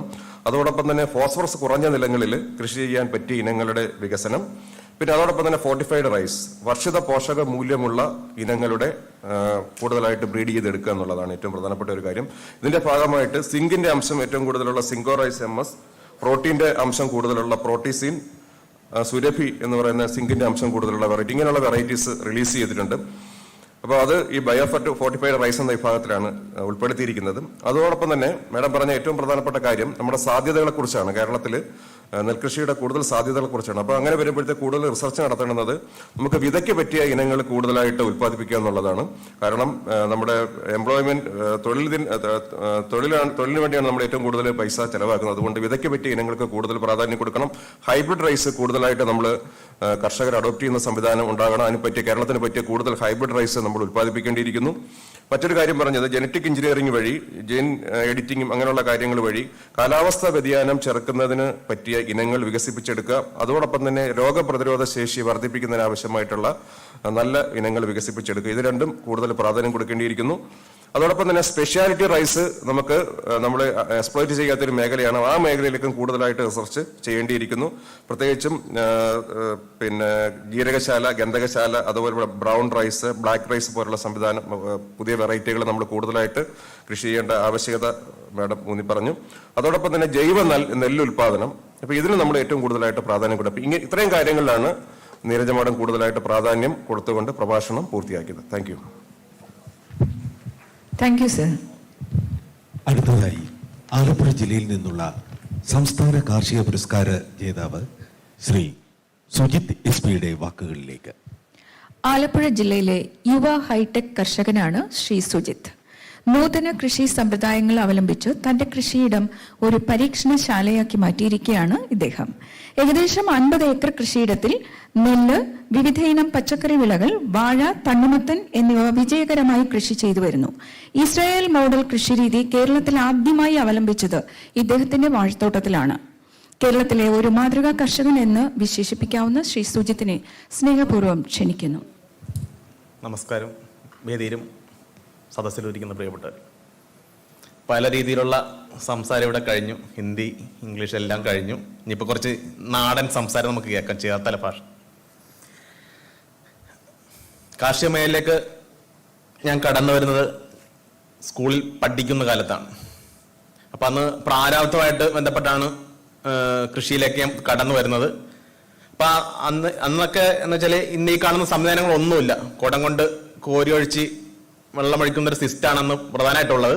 കഞ്ഞിക്കുഴി പഞ്ചായത്ത് എന്ന് വെച്ചാൽ പണ്ടോട്ടെ പേരുകെട്ടൊരു പഞ്ചായത്താണ്. കാർഷിക മേഖല നന്നായിട്ട് ഇടപെട്ടുകൊണ്ടിരിക്കുന്ന ഒരു പഞ്ചായത്താണ്. അപ്പൊ അതുകൊണ്ടാവാം നമുക്ക് എങ്ങനെയൊക്കെയോ, എൻ്റെ കുടുംബം വലിയ കാർഷിക മേഖലയുള്ള കുടുംബമല്ല, അപ്പൊ എങ്ങനെയൊക്കെയോ കാർഷിക മേഖലയിൽ ചെന്ന് പെട്ടു. അന്ന് അതിൽ നിന്ന് കിട്ടിയ വരുമാനം കൊണ്ടുകൂടെ ഞാൻ പഠിക്കാൻ നല്ല മിടുക്കനൊന്നും ആയിട്ടല്ല. എൻ്റെ വിദ്യാഭ്യാസ യോഗ്യത +2 ആണ്. അവിടെ വരെ എനിക്ക് പഠിക്കാൻ കഴിഞ്ഞുള്ളൂ. അപ്പൊ അന്നും ആ പൈസയോടെ കൊണ്ടാണ് എനിക്ക് അവിടെ വരെ എനിക്ക് പഠിക്കാനായിട്ട് പറ്റിയത്. അപ്പൊ അതിനുശേഷം എല്ലാവരുടെയും ഒരു ലക്ഷ്യം എന്ന് വെച്ചാൽ എന്തെങ്കിലും ഒരു ചെറിയ ജോലി മേടിക്കുക. അപ്പൊ ഞാൻ ഡ്രൈവിംഗ് പഠിക്കാനായിട്ട് പോയി. ഏറ്റവും പെട്ടെന്ന് കിട്ടാവുന്ന ഒരു ജോലി എന്ന് വെച്ചാൽ ഡ്രൈവിംഗ് ആണ് അന്നത്തെ കാലത്തൊക്കെ. അപ്പൊ ഡ്രൈവിംഗ് പഠിച്ച് ബസ്സിൽ ഓടി, ലോറിയിൽ ഓടി, മാറി ഓടി. അപ്പൊ കല്യാണ മാർക്കറ്റൊക്കെ വന്നു തുടങ്ങിയപ്പോൾ അങ്ങനെയൊക്കെ ഡ്രൈവിംഗ് മേഖലയൊക്കെ വരുമ്പോൾ വലിയ ഡിമാൻഡ് ഇല്ലാത്തൊരു മേഖലയാണ്. അപ്പൊ നമുക്ക് എന്തെങ്കിലും പ്രൈവറ്റ് മേഖല എവിടെയെങ്കിലും വർക്ക് ചെയ്യണമെന്ന് തോന്നി. അപ്പൊ എവിടെയെങ്കിലും പല സ്ഥലത്തൊക്കെ അന്വേഷിച്ച് അങ്ങനെ ഒരു എറണാകുളത്ത് ഒരു സ്വകാര്യ ഏജൻസിയിൽ നമുക്ക് ഒരു 3 വർഷമായിട്ട് ഒരു സ്വകാര്യ കമ്പനിയിൽ നമുക്ക് വർക്ക് ചെയ്യാനായിട്ട് പറ്റി. അവിടെ ബോണ്ടായിരുന്നു, ഒരു 25 ബോണ്ട് കൊടുത്തിട്ട് അവിടെ നിന്നൊക്കെ തടി, ആഞ്ഞിൽ തടിയൊക്കെ വെട്ടി കൊടുത്തിട്ടാണ് നമ്മൾ 25 ഉണ്ടാക്കി അവിടെ കൊണ്ട് കൊടുത്തത്. കൈ പൈസയൊന്നും ഇല്ലാത്തൊരു സമയവും. അപ്പൊ അതുകൊണ്ട് അതിന്റെ വാല്യൂ അറിഞ്ഞത് കൊണ്ട് തന്നെ 25 ബോണ്ട് കൊടുത്തത് കൊണ്ട് തന്നെ നമുക്ക് ആ ഒരു 3 വർഷം അവിടെ ബോണ്ട് തേക്കേണ്ടി വന്നു. ബോണ്ട് തികയണ അന്ന് ഞാൻ അവിടെ നിന്ന് പിന്മാറി. കാരണം എറണാകുളത്താണ്, എനിക്ക് വീട്ടിൽ വന്ന് പോകാനുള്ള ഒരു അസൗകര്യമുണ്ട്. അപ്പം അവിടുത്തെ ഒരു കിട്ടുന്ന സാലറി എന്ന് വെച്ചാൽ ഒരു 12,000 രൂപ 10,000 രൂപ സാലറിയാണ് അന്ന് കിട്ടുന്നത്. പിന്നെ അതിൽ ഗുണമെന്ന് വെച്ചാൽ നമുക്ക് അടിച്ചു പൊളിച്ച് നടക്കാം. രാവിലെ അല്ല ഇൻസ്റ്റിറ്റ്യൂട്ട് ചെയ്ത് രാവിലെ ഒരു 9 കയറി കഴിഞ്ഞാൽ വൈകുന്നേരം 9-10 മണി വരെ ഉള്ള സെയിൽസ് മേഖലയാണ് നമ്മൾ വർക്ക് ചെയ്തത്. അപ്പൊ ഈ ഒരു ശമ്പളം കൊണ്ടൊന്നും അന്നത്തെ കാലത്ത് നമുക്ക് ജീവിക്കാൻ പറ്റില്ല, ഇന്നത്തെ കാലത്തോട് ഒട്ടും ജീവിക്കാൻ പറ്റില്ല. അപ്പൊ ആ ജോലി ഞാൻ റിസൈൻ ചെയ്തിട്ട് പണ്ട് ചെയ്തിരുന്ന ഒരു കാർഷികമല്ല. കാരണം നമുക്ക് ഏത് ജോലിയായാലും നന്നായിട്ട് എഫേർട്ട് എടുത്തു കഴിഞ്ഞാൽ നമുക്ക് വിജയിക്കും എന്നുള്ള ഒറ്റ ബോധ്യം ഉള്ളത് കൊണ്ട് ഞാൻ വീണ്ടും 2011-12 കാലത്തിലേക്ക് കൃഷിയിലേക്ക് വരികയും ചെയ്തത്. അന്നും ഇത്തരത്തിലുള്ള ഹൈടെക് കൃഷി ഒന്നും ആലപ്പുഴ ജില്ലയിലില്ല. അപ്പൊ എനിക്ക് തോന്നുന്നു അന്നൊക്കെ കൃഷിയൊക്കെ അത്യാവശ്യം ഹൈടെക് രീതിയൊക്കെ നടക്കുന്ന സ്ഥലം പാലക്കാട് പോലുള്ള സ്ഥലങ്ങളിലാണ് പ്രധാനമായിട്ട് നടക്കുന്നത്. അപ്പം 2011-12 കാലഘട്ടത്തിലേക്ക് നമ്മളിവിടെ വന്ന് കഞ്ഞിക്കുഴി പഞ്ചായത്ത് കുറച്ച് പരമ്പരാഗത രീതിയിൽ തന്നെ കൃഷി ചെയ്ത് നമുക്ക് നമ്മളുള്ള സ്ഥലത്ത് നമ്മൾ കുറച്ച് കൃഷി ചെയ്ത്. അപ്പൊ അന്ന് കൃഷി മാത്രം കൊണ്ട് എനിക്കൊരു പേടിയായതുകൊണ്ട് ഞാൻ ചെറിയ ഓട്ടോടെ എടുത്തിട്ട് ഓട്ടോയും ഓടും, കൃഷിയും ചെയ്യും. പാർട്ട് ടൈം ആയിട്ട് രണ്ടും കൂടെ നടത്തിക്കൊണ്ട് പോയി. അപ്പൊ ഇത് രണ്ടും കൂടെ മാത്രം കൊണ്ട് നമുക്ക് ഉദ്ദേശിച്ച വരുമാനത്തിലേക്ക് എത്താൻ കഴിഞ്ഞില്ല. അപ്പൊ കൂടുതൽ കൃഷി പഠിക്കണമെന്നൊരു ആഗ്രഹമായിട്ട് ബന്ധപ്പെട്ട് ഇവിടെ കൃഷിയുമായിട്ട് ബന്ധപ്പെടുകയും അന്ന് കഞ്ഞിക്കുഴി കൃഷി ഓഫീസറായിരുന്ന രജിസാറാണ് അന്ന് ഓഫീസറായിട്ടിരുന്നത്. അപ്പൊ സാറിനോട് പറഞ്ഞപ്പോ സാറ് ഫാം ഇപ്പൊ കർഷകരൊക്കെ ആയിട്ട് പോയി കൃഷി സ്ഥലം കാണുന്ന ഒരു പരിപാടി ഉണ്ടല്ലോ. അപ്പൊ അതിന്റെ ഭാഗമായിട്ട് ഏക്കർ ക്ലസ്റ്ററിന്റെ 50 കർഷകരെയും കൂട്ടി കൃഷിസ്ഥലം കാണാൻ പോയി. അപ്പൊ അന്ന് നമ്മൾ തൃശ്ശൂർ ജില്ലയിലേക്കാണ് നമ്മൾ പ്രധാനമായിട്ടും അന്ന് പോയത്. അവിടെ ഒരുപാട് സീനിയർ കർഷകരൊക്കെ ജോസഫ് പള്ളൻ സാറും ഒക്കെ ആയിട്ട് അങ്ങനെ ഒരുപാട് സീനിയർ കർഷകരൊക്കെ നന്നായിട്ട് തിളങ്ങി നിൽക്കുന്ന സമയമാണ്. അപ്പൊ നമ്മളവിടെ പോയി അവിടെ കണ്ടു പഠിച്ചു. അപ്പൊ എല്ലാം എന്റെ കൂടെ ഒപ്പം ഉണ്ടായിരുന്നത് കൂടുതൽ ഒരു 60-70 വയസ്സുള്ള ആൾക്കാരും ഞാൻ മാത്രം. എനിക്ക് ഏകദേശം ഒരു 10-25 വയസ്സ് പ്രായമുള്ളു. അപ്പൊ ഞാൻ അതിന്റെ ഫോട്ടോ കഴിഞ്ഞ സോഷ്യൽ മീഡിയ ഇട്ടിട്ടുണ്ടായിരുന്നു. അപ്പൊ അങ്ങനെ കൃഷി കണ്ട് പഠിച്ചു. അപ്പൊ വന്ന വഴിക്ക് സാറ് ചോദിച്ചു, ഇവിടെ കണ്ട മെത്തേഡ് നമുക്ക് ആർക്കൊക്കെ ഇവിടെ നടപ്പാക്കാൻ പറ്റും ചോദിച്ചു. ഞാൻ പറഞ്ഞു, സാറേ നമുക്ക് ട്രയൽ എണ്ണ നേരി നമുക്ക് നടപ്പാക്കാൻ പറ്റും. അപ്പൊ അങ്ങനെ ഇപ്പൊ നമ്മളൊരു പുതിയ പദ്ധതി നമ്മൾ കേരളത്തിലെല്ലാം എടുക്കുമ്പോൾ ഒരുപാട് വിമർശനങ്ങൾ വരും. ആ വിമർശനങ്ങൾ ഞാൻ ഒരുപാട് നേരിടേണ്ടി വന്നിട്ടുണ്ട്. അമ്മത്തല്ല ഇപ്പം ഒരു ജോലി മതിയാക്കി കൃഷിയിലേക്ക് ഇറങ്ങിയപ്പോ വീട്ടുകാരെ അറിയല്ല, വീട്ടുകാരൊക്കെ ഒരുപാട് പിന്തിരിപ്പിക്കാൻ നോക്കി. എന്നാലും ഞാൻ കർശനമായിട്ട് തന്നെ ഈ മേഖലയായിട്ട് നിൽക്കുകയാണ് ചെയ്തത്. അപ്പൊ നമ്മളിവിടെ ഒരുപാട് വിമർശനങ്ങൾ ഇടയില് കാർഷിക മേഖലയായിട്ട് നമ്മൾ സജീവമായിട്ട് ഇടപെട്ട് തുടങ്ങിയാണുണ്ടായത്. അതല്ല ഇത് പാലക്കാട് മണ്ണും അതുപോലെ തൃശ്ശൂർ മണ്ണും അതുപോലെ തിരുവനന്തപുരത്ത് മണ്ണും എല്ലാം വ്യത്യസ്തമാണ്. നമ്മളെ ചേർത്തല മണ്ണ് വേറെ ഒരു ലെവൽ മണ്ണാണ്. അതായത് വളക്കൂർ കുറവുള്ള മണ്ണാണ്. നമുക്ക് ഇവിടെ വിജയിക്കാൻ സാധ്യതയില്ലെന്ന് പറഞ്ഞ് ഒരുപാട് പേര് നിരുത്സാഹിച്ചു. അപ്പൊ ഞാൻ ഓർത്ത് ഇതിപ്പം എന്തെങ്കിലും ചെയ്ത് പരാജയപ്പെട്ട് കഴിഞ്ഞാൽ വലിയ വിഷയമല്ലെന്ന് ഓർത്തിട്ട് നമ്മൾ വേറെ ഇപ്പൊ കോട്ടയം സൈഡിലൊക്കെ നല്ല എക്കൽ മണ്ണ് കിട്ടും, നല്ല വളക്കൂറുള്ള നല്ല മണ്ണ് കിട്ടും. അതായത് തൃശ്ശൂർ മണ്ണും അതും ഏകദേശം സെയിം ആണ്. അപ്പൊ നമ്മൾ അന്ന് തുടങ്ങിയ ഒരു പരീക്ഷണമാണ്. അന്ന് നമ്മൾ ഒരു മൾച്ചിങ്ങിന്റെ അടിയിൽ നമ്മൾ അവിടുത്തെ മണ്ണ് കൊണ്ടിട്ടു. നമ്മുടെ പരമ്പരാഗതയിലുള്ള മണ്ണ് ചേർത്തല മണ്ണിൽ നമ്മൾ ഓർഗാനിക് മാറ്റർ നന്നായിട്ട് ഇട്ട് കൊടുത്തു. ചാണകപ്പൊടിയും കൊഴുവിളൊക്കെ നന്നായിട്ട് ഇട്ട് കൊടുത്താണ് അന്ന് ഓപ്പൺ പ്രിസർവ് ഫാമിംഗ് എന്നുള്ള ഹൈടെക് സംവിധാനത്തിലുള്ള കൃഷി നമ്മൾ ആലപ്പുഴ ജില്ലയിലെ കഞ്ഞുകുഴി ഗ്രാമപഞ്ചായത്തിൽ നമുക്ക് ആദ്യമായിട്ട് നമുക്ക് നടപ്പാക്കാൻ പറ്റിയത്. അപ്പൊ അന്ന് അവിടെ തിലോത്തമ സാറായിരുന്നു വന്ന് ഉദ്ഘാടനം ചെയ്തിട്ട് എല്ലാം ഒരുപാട് കർഷകരാണ് അവിടെ വന്ന് വിജയിച്ച സമയത്ത് കണ്ടു പഠിച്ചത്. അവിടെ നമ്മൾ ഇടവിലായിട്ട് ജീരയും വെണ്ടയും ഒക്കെയാണ് നമ്മൾ ആദ്യമായിട്ട് ചെയ്തത്. അതേ പറമ്പിൽ തന്നെ നമ്മൾ മഴമർ സംവിധാനം നമ്മൾ കൃഷി ചെയ്ത്. ഇത് രണ്ടും കേരളത്തിന് അനുകൂലമായ ഒരു കൃഷിയാണെന്ന് നമുക്ക് എല്ലാ കർഷകർക്കും മനസ്സിലായതിന്റെ അടിസ്ഥാനത്തിൽ ഇപ്പൊ 100 കണക്കിന് കർഷകരാണ് നമ്മൾ ചേർത്തല ബ്ലോക്കിൽ തന്നെ ഈ ഒരു ഓപ്പൺ പ്രിസർവ് ഫാമിംഗ് എന്നുള്ള രീതിയിൽ കൃഷി ചെയ്തു പോകുന്നത്. കേരളത്തിൽ ഒരുപാട് സംവിധാനങ്ങൾ ഹൈടെക് സംവിധാനത്തിലുള്ള കൃഷി ഉണ്ടെങ്കിൽ പോലും ഏറ്റവും ലാഭകരമായിട്ട് ചെയ്യാൻ പറ്റിയ ഒരു കൃഷി ഏതെന്ന് എന്നോട് ചോദിച്ചാൽ ഓപ്പൺ പ്രിസർവ് ഫാമിംഗ് എന്നുള്ള ഹൈടെക് രീതിയിലുള്ള സംവിധാനത്തിലുള്ള കൃഷിയാണെന്ന് എനിക്ക് പറയേണ്ടി വരും. കാരണം നമുക്ക് നമ്മുടെ ക്ലൈമറ്റിനനുസരിച്ച് നമുക്ക് 360 ദിവസവും കൃഷി ചെയ്യാൻ പറ്റുമെന്നുള്ളതാണ് ആ കൃഷിയുടെ പ്രത്യേകത. നേരെ കുറച്ച് പോളിയോ ദിവസങ്ങൾ ഒരുപാട് സംവിധാനങ്ങൾ ഉണ്ടെങ്കിലും പലപ്പോഴും പലതും സക്സസ് അല്ല, അല്ലെ? നമ്മൾ ഒരുപാട് എഫർട്ട് എടുത്തിട്ടാണ് നമ്മൾ അതൊക്കെ വിജയിപ്പിച്ചു കൊണ്ടുപോകുന്നത്. മാത്രമല്ല എല്ലാ ക്രോപ്പും അതിനകത്ത് ചെയ്യാൻ പറ്റില്ല. ഈ ഒരു മെത്തേഡിലുള്ള കൃഷി എന്ന് വെച്ചാൽ നമുക്ക് എല്ലാ വിളകളും നമുക്ക് എല്ലാ സമയത്തും കൃഷി ചെയ്യാം എന്നുള്ളതാണ് ഈ ഒരു കൃഷിയുടെ ഏറ്റവും വലിയ പ്രത്യേകത. അപ്പൊ അങ്ങനെ ആ ഒരു എന്റെ കൃഷി സ്ഥലത്ത് ചെയ്ത് അവിടെ ഒരു സക്സസ് മോഡൽ ആയപ്പോൾ മാത്രമല്ല എത്ര ഒരു ടെക്നോളജി വരുമ്പോൾ എത്ര പെട്ടെന്ന് ഫാസ്റ്റ് ആയിട്ട് നടപ്പാക്കി കയറി പോകാൻ സമയമുള്ളപ്പോൾ അങ്ങോട്ട് കയറി പോകുക എന്നുള്ളതാണ്. അപ്പൊ അതിന്റെ അടിസ്ഥാനത്തിൽ ഞാൻ നേരെ പോയത് ഇപ്പം സെന്റ് മേക്കേഴ്സ് കോളേജിലാണ്. 10 മിനിറ്റ് സമയമുള്ള, അതുകൊണ്ടാണ് ഇച്ചിരി ഫാസ്റ്റ് ആയിട്ട് പോകണത്. അല്ലെങ്കിൽ ഇപ്പം ഇവിടെ അലാറം മുഴക്കം നേരത്തെ പറഞ്ഞിട്ടുണ്ട്. അപ്പൊ അതുകൊണ്ടാണ് ഇച്ചിരി ഫാസ്റ്റ് ആയിട്ട് പോണത്. അപ്പോ സെന്റ് മേക്കേഴ്സ് കോളേജിൽ കൃഷി ചെയ്യാൻ പോയി. അവിടെ സോളമനച്ചനായിരുന്നു അന്നുണ്ടായിരുന്നത്. അപ്പൊ അങ്ങനെ ആദ്യമായിട്ട് കോളേജ് 5 മിനിറ്റുകൾ ആദ്യമായിട്ട് അങ്ങനെ സെന്റ് മേക്കേഴ്സ് കോളേജിലേക്ക് പോകാൻ പറ്റി. അവിടുത്തെ അച്ഛൻ്റെ ഒക്കെ ഫുൾ സപ്പോർട്ട്. അവിടെ 10 ഏക്കർ സ്ഥലത്തിലായിട്ടാണ് നമ്മൾ പെട്ടെന്ന് തന്നെ കൃഷിയിലേക്ക് പോയത്. അവിടെ അവിടെ അവിടെ എല്ലാവരുടെയും കൂടെ സപ്പോർട്ട് നമുക്ക് കൃഷിയിലേക്ക് കൂടുതലേക്ക് ഇടപെടാൻ പറ്റി. അവിടെ ഹൈടെക് രീതിയിലുള്ള കൃഷി നന്നായിട്ട് അവിടെ നമുക്ക് ഡെവലപ്പ് ചെയ്യാൻ പറ്റി. അപ്പൊ അതിനുശേഷം നമുക്ക് കൂടുതൽ കൃഷി വ്യാപിച്ച സമയത്ത് നമുക്ക് മാർക്കറ്റിംഗ് നടത്താൻ തുടങ്ങി. അപ്പൊ ഞങ്ങൾ കൃഷിഭവനുമായിട്ട് ടൈപ്പ് ആയിക്കൊണ്ട് ഒരു ഔട്ട്ലെറ്റിലൂടെ നമ്മൾ നമ്മുടെ ഉണ്ടാക്കിയ പച്ചക്കറികളും മറ്റുള്ള പ്രാദേശികമായ കർഷകർ ഉൽപ്പാദിച്ച പച്ചക്കറികളും നമ്മൾ വിപണനം ചെയ്യുന്ന ഒരു ഏക്കർ ക്ലസ്റ്റർ വഴി വിപണനം ചെയ്യുന്ന ഒരു മെത്തഡാണ് സ്വീകരിച്ചത്.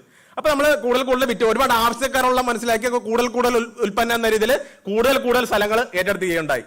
അപ്പൊ അങ്ങനെ കഞ്ഞിക്കുഴി ഗ്രാമപഞ്ചായത്ത് തുടങ്ങിയ കൃഷി നമ്മൾ ചേർത്തല സൗത്ത് പഞ്ചായത്ത്, ചേർത്തല നഗരസഭ, ചേർത്തല തണ്ണീർമുക്കം ഗ്രാമപഞ്ചായത്ത്, മാരാരിക്കുളം, അങ്ങനെ വിവിധ പഞ്ചായത്തിലാണ് നമ്മളിപ്പോൾ നിലവിൽ ചെയ്തു പോകുന്നത്. അപ്പൊ നമ്മൾ ചെയ്യുന്ന ഒരു മെത്തേഡ് എന്ന് വെച്ചാൽ ഇപ്പൊ കർഷകർ പലരും നഷ്ടമാണെന്ന് പറഞ്ഞ് ഞാൻ കേൾക്കാറുണ്ട്. അപ്പൊ ജനമതല ഒരുപാട് പേര് ഇപ്പൊ ആരെങ്കിലും ഇറങ്ങിയാൽ തന്നെ നഷ്ടമാണെന്ന ഒരു സാധനമാണ് കൂടുതലും അവരിലേക്ക് എത്തുന്നത്. പിന്നെ എങ്ങനെ പുതുതലമുറ കർഷകരിലേക്ക് വരും? അപ്പൊ നമ്മൾ ചെയ്യേണ്ട ഒരു മെത്തേഡ് പലരും കൃഷിയിൽ പരാജയപ്പെട്ടു പോകുന്നതിന്റെ കാരണം മിക്ക പ്രദേശത്തും 1-2 വിളകൾക്കാണ് വലിയ പ്രാധാന്യം കൊടുക്കുന്നത്. ഇപ്പൊ കപ്പ ചെയ്യുന്നവര് ഏക്കർ കണക്കിന് കപ്പ മാത്രം ഇടും, വാഴ ചെയ്യുന്നവര് വാഴ മാത്രം ചെയ്യും. അപ്പൊ നമ്മൾ ചെയ്യുന്ന ഒരു മെത്തേഡ് എന്ന് വെച്ചാൽ 360 ദിവസവും വിളവെടുക്കാവുന്ന രീതിയിൽ പച്ചക്കറിക്ക് ഏറ്റവും കൂടുതൽ പ്രാധാന്യം കൊടുത്തുകൊണ്ടാണ് നമ്മളിവിടെ കൃഷി നടപ്പാക്കി പോകുന്നത്. അതുകൊണ്ട് തന്നെ നമുക്ക് 100% നമുക്ക് വിജയിക്കാൻ പറ്റിയിട്ടുണ്ട്. അവിടെ പിന്നെ കൃഷി ഡെവലപ്പായി കൂടുതൽ സ്ഥലത്തേക്ക് വ്യാപിച്ച സമയത്ത് നമ്മൾ മിക്സഡ് സംവിധാനത്തിലുള്ള കൃഷിക്ക് നമ്മൾ പ്രാധാന്യം കൊടുത്തു. കോഴിയും താറാവും എല്ലാം കൂടെ മിക്സഡ് ഫാമിൽ. അപ്പൊ കേരളത്തിലെ അനുകൂലമായിട്ടുള്ള ഏറ്റവും ഫാമിംഗ് ഏത് ചോദിച്ചാല് മിക്സഡ് ഫാമിംഗ് ആണ് ഏറ്റവും നല്ലത്. ഇപ്പൊ ഒരു കർഷക കുടുംബത്തിന് ഒരു 2 ഏക്കർ സ്ഥലത്ത് നമുക്ക് കൃഷി ചെയ്താൽ പോലും നല്ല വരുമാനമായിട്ട് നേടാനായിട്ട് പറ്റും. ഇപ്പൊ ഒരു ഏക്കർ സ്ഥലത്ത് കൃഷി ചെയ്ത് തുടങ്ങി വിളവെടുക്കുന്ന തൊട്ട് മുമ്പായിട്ട് അടുത്ത 1 ഏക്കർ സ്ഥലത്ത് കൃത്യമായിട്ട് ചെടികൾ പ്ലാൻ ചെയ്തിരിക്കണം. അപ്പൊ അങ്ങനെ അവർ പരമാവധി എഫർട്ടും പരമാവധി മിഷനറി സംവിധാനങ്ങളും ഇപ്പോഴത്തെ കാലത്ത് ആധുനിക കൃഷിയിലെ പരമാവധി മിഷനറി സംവിധാനങ്ങൾ ടെക്നോളജികളൊക്കെ പരമാവധി ഉപയോഗിക്കുന്നതിലൂടെ നമുക്ക് കാർഷിക മേഖലയെ ലാഭകരമായിട്ട് കൊണ്ടുപോകാൻ പറ്റും. ഈ 2 പ്ലോട്ട് മാത്രം മാനേജ് ചെയ്ത് കഴിഞ്ഞാൽ ഒരു കുടുംബത്തിന് ഒരു 30,000 രൂപയ്ക്ക് മേൽ വരുമാനം ഉണ്ടാക്കുന്ന രീതിയിലേക്ക് നമുക്ക് കൊണ്ടുവരാനായിട്ട് പറ്റും. ആ സിസ്റ്റമാണ് നല്ലത്. ഇപ്പൊ കേരളത്തിലെ പലപ്പോഴും നമ്മൾ ശ്രദ്ധിക്കേണ്ട ഒരു കാര്യം എന്ന് വെച്ചാൽ നമുക്ക് പലപ്പോഴും പരാജയപ്പെട്ടു പോകുന്നതിന്റെ കാരണം എന്ന് വെച്ചാൽ ഈ നേരത്തെ പറഞ്ഞ പോലെ തന്നെ ഒരേ വിളകൾക്ക് പ്രാധാന്യം കൊടുക്കും. ഇപ്പൊ നമുക്കിപ്പോ ഒരു കർഷകന് തന്നെ ഒരുപാട് ഉൽപ്പന്നങ്ങൾ ഉണ്ടെങ്കിൽ 7-8 ഐറ്റങ്ങൾ ഉണ്ടെങ്കിൽ വാങ്ങിക്കാൻ ആളായി. സ്ഥിര സംവിധാനങ്ങൾ ഉണ്ടാവണം. അപ്പൊ മാത്രമല്ല ഇപ്പൊ എക്കോ ഷോപ്പ് അങ്ങനെയുള്ള സംവിധാനങ്ങൾ ഗവൺമെന്റ് സംവിധാനങ്ങൾ ഒരുപാടുണ്ട്. അപ്പൊ അങ്ങനെയൊക്കെ നമുക്ക് ചെയ്ത് കഴിഞ്ഞാൽ നമുക്ക് കൃഷിയിൽ നമുക്ക് ലാഭകരമായിട്ട് പോകാനായിട്ട് പറ്റും. അത് മാത്രമല്ല നമുക്ക് കൃഷി തന്നെ നമുക്ക് ടൂറിസം നമുക്ക് കൊണ്ടുവരാനായിട്ട് പറ്റി. കേരളത്തിലെ ഏറ്റവും നല്ല ഒരു നമുക്ക് നമ്മുടെ കേരളത്തിന് ഒരുപാട് സാധ്യതകളാണ് ടൂറിസം. അപ്പൊ നമ്മൾ അതിന്റെ അടുത്ത് ഫ്ലവർ വെച്ചോ, സൂര്യകാന്തി കൃഷി, അതുപോലെ തന്നെ ഫ്ലോട്ടിംഗ് അഗ്രികൾച്ചർ ഇപ്പം കുട്ടനാട് ഇപ്പം ഏറ്റെടുത്തിട്ടുണ്ട്. ഒരു സ്കൂള് നന്നായിട്ട് ചെയ്ത് തുടങ്ങിയിരിക്കുന്നുണ്ട്. രണ്ടാമത് ഇപ്പം നമ്മളിപ്പോൾ നന്നായിട്ട് ഇപ്പൊ കാർഷിക മേഖല ടൂറിസമായിട്ട് കണക്ട് ചെയ്യുമ്പോഴേ അധിക വരുമാനം ഒരുപാട് പേരാണ് പുറത്തുനിന്നൊക്കെ വരുന്നത്. അപ്പൊ അങ്ങനെ അധിക വരുമാനം കിട്ടുന്ന ഒരു മേഖലയൊക്കെ കൂടെ ഇതിലേക്ക് മാറ്റാൻ പറ്റും. അതോടൊപ്പം തന്നെ നമുക്ക് ഇസ്രായേലിനെ നമുക്ക് ഇവിടെ കൊണ്ടുപോകാൻ പറ്റിയിട്ടുണ്ട്. എനിക്ക് പറയാനുള്ളത് ഇസ്രായേൽ കൊണ്ടുപോയി അതോടൊപ്പം തന്നെ കൂടുതൽ രാജ്യങ്ങളിലേക്ക് അല്ലെങ്കിൽ സംസ്ഥാനങ്ങളിലേക്ക് കൃഷി പഠിക്കാനായിട്ട് കൊണ്ടുപോകുന്നത് ഏറ്റവും മനോഹരമായിരിക്കും. കാരണം പുതിയ ടെക്നോളജികൾ നമ്മൾ പഠിച്ച് മാത്രമല്ല ഇപ്പൊ ഇസ്രായേൽ പോയപ്പോ സമയത്തും 1-2 ടെക്നോളജികൾ നമുക്ക് ഇവിടെ വന്നാൽ തന്നെ നമുക്ക് ഇവിടെ നല്ലതായി അല്ലേ. നമ്മളെപ്പോഴും പരമ്പരാഗത രീതിയിൽ തന്നെയാണെങ്കിൽ നമ്മുടെ മെത്തേഡ് ശരിയാണെന്ന് പറഞ്ഞിരുന്നാൽ നടക്കത്തില്ല. ഇസ്രായേലിൽ പോയ സമയത്തൊക്കെ ഒരുപാട് സ്ഥലത്തുള്ള ആൾക്കാരാണ് അവിടെ ഒന്ന് കൃഷി പഠിക്കുന്നത്. അപ്പൊ മറ്റുള്ള രാജ്യത്ത് ഇപ്പൊ അത് കഴിഞ്ഞ് ഞാൻ എന്റെ ആവശ്യം മൂത്ത് ഞാൻ വിയറ്റ്നാമിൽ ഞാൻ പോയി. എന്റെ സ്വന്തം പൈസ മുടക്കി നമ്മൾ പോയി. അപ്പൊ അങ്ങനെയുള്ള ടെക്നോളജികൾ നമ്മൾ കൂടുതൽ പഠിച്ച 1-2 സാധനം കിട്ടിയാൽ തന്നെ നമ്മൾ ഇംപ്ലിമെന്റ് ചെയ്ത് ഇംഗ്ലീഷ് ഇച്ചിരി ടഫാണ് അതുകൊണ്ടാണ്. അപ്പൊ ഓരോ കാര്യങ്ങൾ നടപ്പാക്കി നമ്മൾ ഒരു 5 വർഷത്തിനുള്ളിൽ കാർഷിക മേഖലയിൽ പുതിയ രീതിയിലേക്ക് കൊണ്ടുവരിക എന്നുള്ളൊരു എഫർട്ടാണ് നമ്മളിപ്പോ കൃഷി വകുപ്പും ഒപ്പം തന്നെ ഞാനും എടുത്തുകൊണ്ടിരിക്കുന്നത്. അപ്പൊ ഇങ്ങനെയുള്ളൊരു പദ്ധതി കേരള കൃഷി വകുപ്പിന് ഏറ്റവും മനോഹരമായിരിക്കും. മാത്രമല്ല ഇപ്പൊ എനിക്കിവിടെ വേദിയിൽ നിൽക്കാൻ കഴിഞ്ഞതിന് കൃഷി വകുപ്പിന് പ്രത്യേകം നന്ദി പറയാണ്. കാരണം എന്താ വെച്ചാൽ കൃഷി വകുപ്പിന്റെ ഒരു എഫേർട്ട് 40%, എന്റെ കുടുംബത്തിന്റെ എഫേർട്ട് 60%. ഈ ഒരു ടീം വർക്ക് ആയിട്ട് പോവുകയാണെങ്കിൽ നമുക്ക് കാർഷിക മേഖലയിലെ വരുമാനങ്ങൾ നല്ലൊരു ടീമായിട്ട് വർക്ക് ചെയ്യാൻ പറ്റും. എല്ലാവർക്കും ഒരു നല്ല ദിവസം ആശംസിച്ച് നിർത്തും. നന്ദി സർ. Thank you sir. സെമിനാറിൽ ഇനി പാലക്കാട് നിന്നുള്ള കാർഷിക സംരംഭകനായ ശ്രീ ജ്ഞാനശരവണൻ ജഗദീശന്റെ അനുഭവങ്ങൾ കേൾക്കാം. കാർഷിക സംരംഭകനായ ശ്രീ ജ്ഞാനശരവണൻ 8 വർഷത്തോളം IT സെക്ടറിൽ ജോലി ചെയ്ത ശേഷം അതിൽ നിന്നും വിടവാങ്ങി കർഷക സംരംഭകനായി. 36 ഏക്കർ സ്ഥലത്ത് ഓർഗാനിക് ഫാമിൽ എല്ലാ കൃഷിയും ചെയ്യുന്നു. മൂല്യവർദ്ധനവ് നടത്തി വരുന്ന ഇദ്ദേഹത്തിന്റെ പ്രവർത്തനങ്ങൾ ശ്രദ്ധേയമാണ്. ஓகே, எல்லாத்துக்கும் வணக்கம். Tamil and English. Okay, Palakkad Chittur block Perumatty பஞ்சாயத்துலேருந்து வந்திருக்கேன். என் பேர் ஞானசரவணன். சென்னையில் ஒரு 8 வருஷம் LNTயில் ஒரு கம்பெனியில் ஒர்க் பண்ணிட்டு இருந்தேன். 2016 ரிசைன் பண்ணிவிட்டு கம்ப்ளீட்டாக ஃபார்மிங்க்கு வந்துட்டோம். நானும் ஃபார்மிங் பண்ணிகிட்ருக்கோம். என்னோட ஒய்ஃப் MSc கம்ப்யூட்டர் சயின்ஸ் விப்ரோவில் ஒர்க் பண்ணிட்டு இருந்தது. So she is also into farming. My brother he is also here. He is MBA graduate. Now he is into farming. So total family we are 8th generation farmer and 1st generation graduate. Okay, so we all came back to farming for 3 reasons. One is we are responsible for our past generation, that is 7 generations. Second one is the current situation in 2023. We are we are in a question mark whether we are getting a poison free food. That is one reason. Third one is for next generation. These are 3 reasons we came back to farming in 2016, and we developed our farm in an integrated farming system, organic concept. Next. So these are all the activities in decent farms. We about 36 acres, and major crop is coconut, arecanut, nutmeg, dairy farm, vermicompost unit, jack plantation, and then biodigestive system, value addition unit, water conservation pond, and timber value trees. So this is our base. This is a kind of a traditional farming system. We have almost 20 cows, all indigenous breed. We have Sahiwal, Congrij, Kangayam, and Gir. Out of 20 cows, cow dung, urine, and waste what we are getting, we are converting into a farm fertilizer. So total 36 acre is managed by this 20 cows. This is the fodder given for our cows. This is Super Napier variety and dry fodder. Next. So this is a major crop, coconut, all West Coast all variety. Per year, we are average we are getting somewhere around 110 to 120 nuts per tree, out of which 80 to 90% we are converting into a value-added product, that which means coconut oil, and we are sending it as a copra, and we are exporting it to Oman.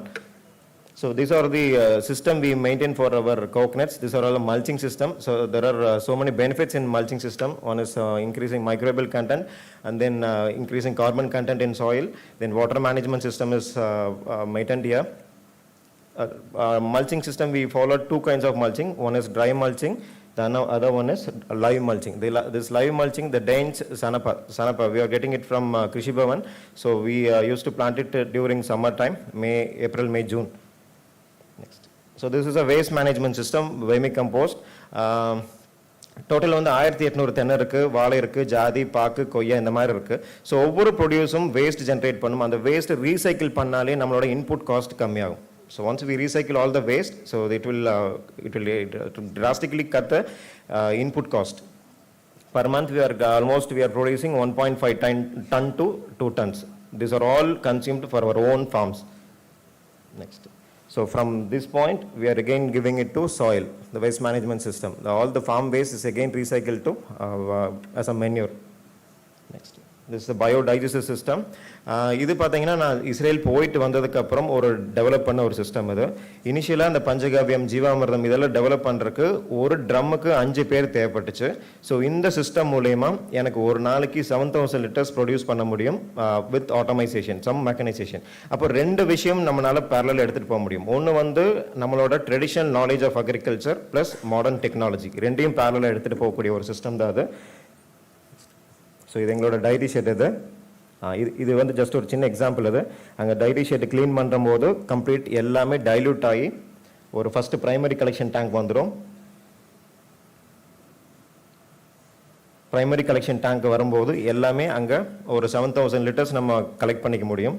So அதுக்கு உள்ள நம்ம ஒரு 1.5 HP slurry pump ஒன்று உள்ள fix பண்ணியிருக்கோம். So அதில் first collect ஆகிடும். Once இந்த first primary collection tank fill ஆனதுக்கப்புறம் அந்த உள்ளுக்குள்ள இருக்கிற inside what you are seeing is slurry pump. It is a 1.5 HP.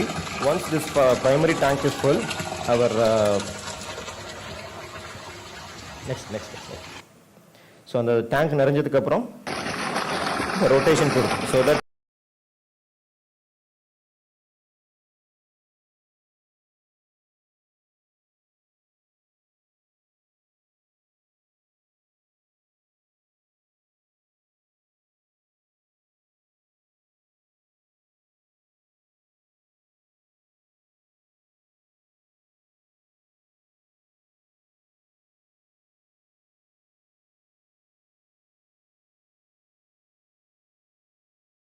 cow dung, urine, தண்ணி எல்லாமே மிக்ஸ் ஆகிட்டு ஸோ அந்த ஜஸ்ட் அந்த கேட் வால் க்ளோஸ் பண்ணிட்டோம் அப்படின்னா மெயின் பயோடைஜஸ்டுக்கு அங்கே பம்ப் ஆகிடும்.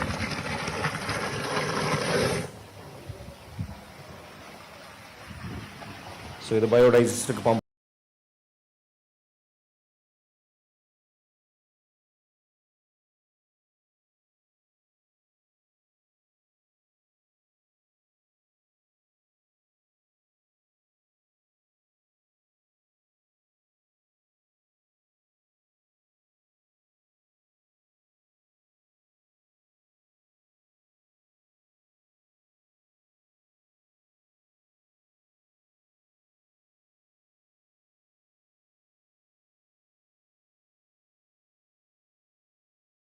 ஆகிடும். இது டோட்டல் கெப்பாசிட்டி வந்து 65,000 litre holding capacity and floating capacity 7,000 litres. Which means இது எல்லாமே வந்து இந்த மைக்ரோபியல் கவுண்ட்டை இன்க்ரீஸ் பண்ணுறதுக்கு உண்டான ஒரு ஸ்ட்ரக்சர் தான் அது. Next slide. ஸோ இது வந்து அஜிடேட் பண்ணுறதுக்கு உள்ள ஒரு 5 HP ப்ளோயர் செட் பண்ணி ஸோ அதை டெய்லி ஒரு காலையில் ஒரு 20 minutes and evening 20 minutes timer fix பண்ணி இது அஜிடேட் பண்ணிகிட்ருக்கு. ஸோ தட் அந்த ஃபர்மெண்டேஷன் ப்ராசஸ் ஈஸியாக நடக்கும். ஸோ இந்த மாதிரி ஒரு டைமர் ஃபிக்ஸ் பண்ணியிருக்கு. ஸோ இது எல்லாமே வந்து பார்த்தீங்கன்னா லேபர் மேனேஜ்மெண்ட். ஸோ நாளைக்கு ஃபியூச்சருக்கு அக்ரிகல்ச்சருக்கு லேபர் கம்மியாகும். அந்த ஷார்ட்டேஜுக்காக இப்போவே கொஞ்சம் அட்வான்ஸ்டாக பிளான் பண்ணி ஒரு வால்யூம் இன்க்ரீஸ் பண்ணணும், பேரலாக ப்ரொடக்ஷனும் இன்க்ரீஸ் பண்ணணும் அப்படிங்கிற ஒரு கான்செப்ட் தான் அது. Next slide. So these are blue color drums are all cultures, which means cyanobacteria, and it is a consortium of so many bacteria. இது வந்து எனக்கு குஜராத்லேருந்து ஃபர்ஸ்ட் இனிஷியலாக ஒரு 5 லிட்டர்ஸ் கிடச்சிது. அதையே மல்டிப்ளை பண்ணி இப்போ ஒரு 1500 லிட்டர்ஸ் பர் டே யூஸ் பண்ணிட்டு இருக்கோம். இது வந்து டெய்லி பேசிஸில் Monday, Tuesday, Wednesday, Thursday, Friday, Saturday, Sunday அந்த மாதிரி டெய்லி பேசிஸில் அந்த பயோடைஜஸ்டருக்கு பம்ப் பண்ணிடும். So that microbial count increase ஆகும். சாயிலில் வந்து நம்மளுக்கு சீக்கிரம் கன்வெர்ட் பண்ணி வாட்டர் சால்யூபிள் ஃபார்மேட்டில் நம்ம கொடுக்க முடியும். So this is ghanajeevamrutham process. Excess இருக்கக்கூடிய கவுடங்க இந்த மாதிரி ப்ராசஸ் பண்ணிடுறோம். Next. So urine collection tank, filtration tank. This is a biogas system. So இதிலிருந்து வரக்கூடிய கேஸ் மீத்தேன் இது வந்து நம்மளோட ஃபார்ம் யூஸுக்கும் ப்ளஸ் நம்மளோட டொமஸ்டிக் ஹவுஸ் யூஸுக்கும் யூஸ் பண்ணிக்கிறோம். எக்ஸஸாக வரக்கூடிய ஸ்லரி நம்மளோட ஃபீல்டுக்கு நல்ல ஃபெர்டிலைசராகவும் கன்வெர்ட் பண்ணிக்கிறோம். This is a water conservation pond, 3600 square ஃபீட்டில் பண்ணியிருக்கு. நம்ம ஃபார்மில் எவ்வளோ எக்ஸஸாக தண்ணி இருந்தாலும் வேஸ்ட் வாட்டர் எல்லாமே இங்கே கலெக்ட் பண்ணிக்க முடியும். ஸோ இது மூலிமா வாட்டர் மேனேஜ்மெண்ட் சிஸ்டம் நடக்கும். ரெயின் வாட்டர் ஹார்வெஸ்ட் பண்ணிக்க முடியும். மீன் டைம் நம்மளோட கிரவுண்ட் வாட்டர் சிஸ்டமை என்ரிச் பண்ணிக்க முடியும். High density Goa, Arka Kiran variety. This is developed from Bangalore IIHR, Indian Institute of Horticulture and Research Center. We are doing it in a high density concept. Around 860 plantation we are doing it. And now it is 3 years old. Average per tree, per plant we are getting somewhere around 30 to 35 kg of Govas. And this is rich in lycopene content. Next. This is during pruning system. Next. This is a scientist from IIHR. They used to visit our farm yearly once.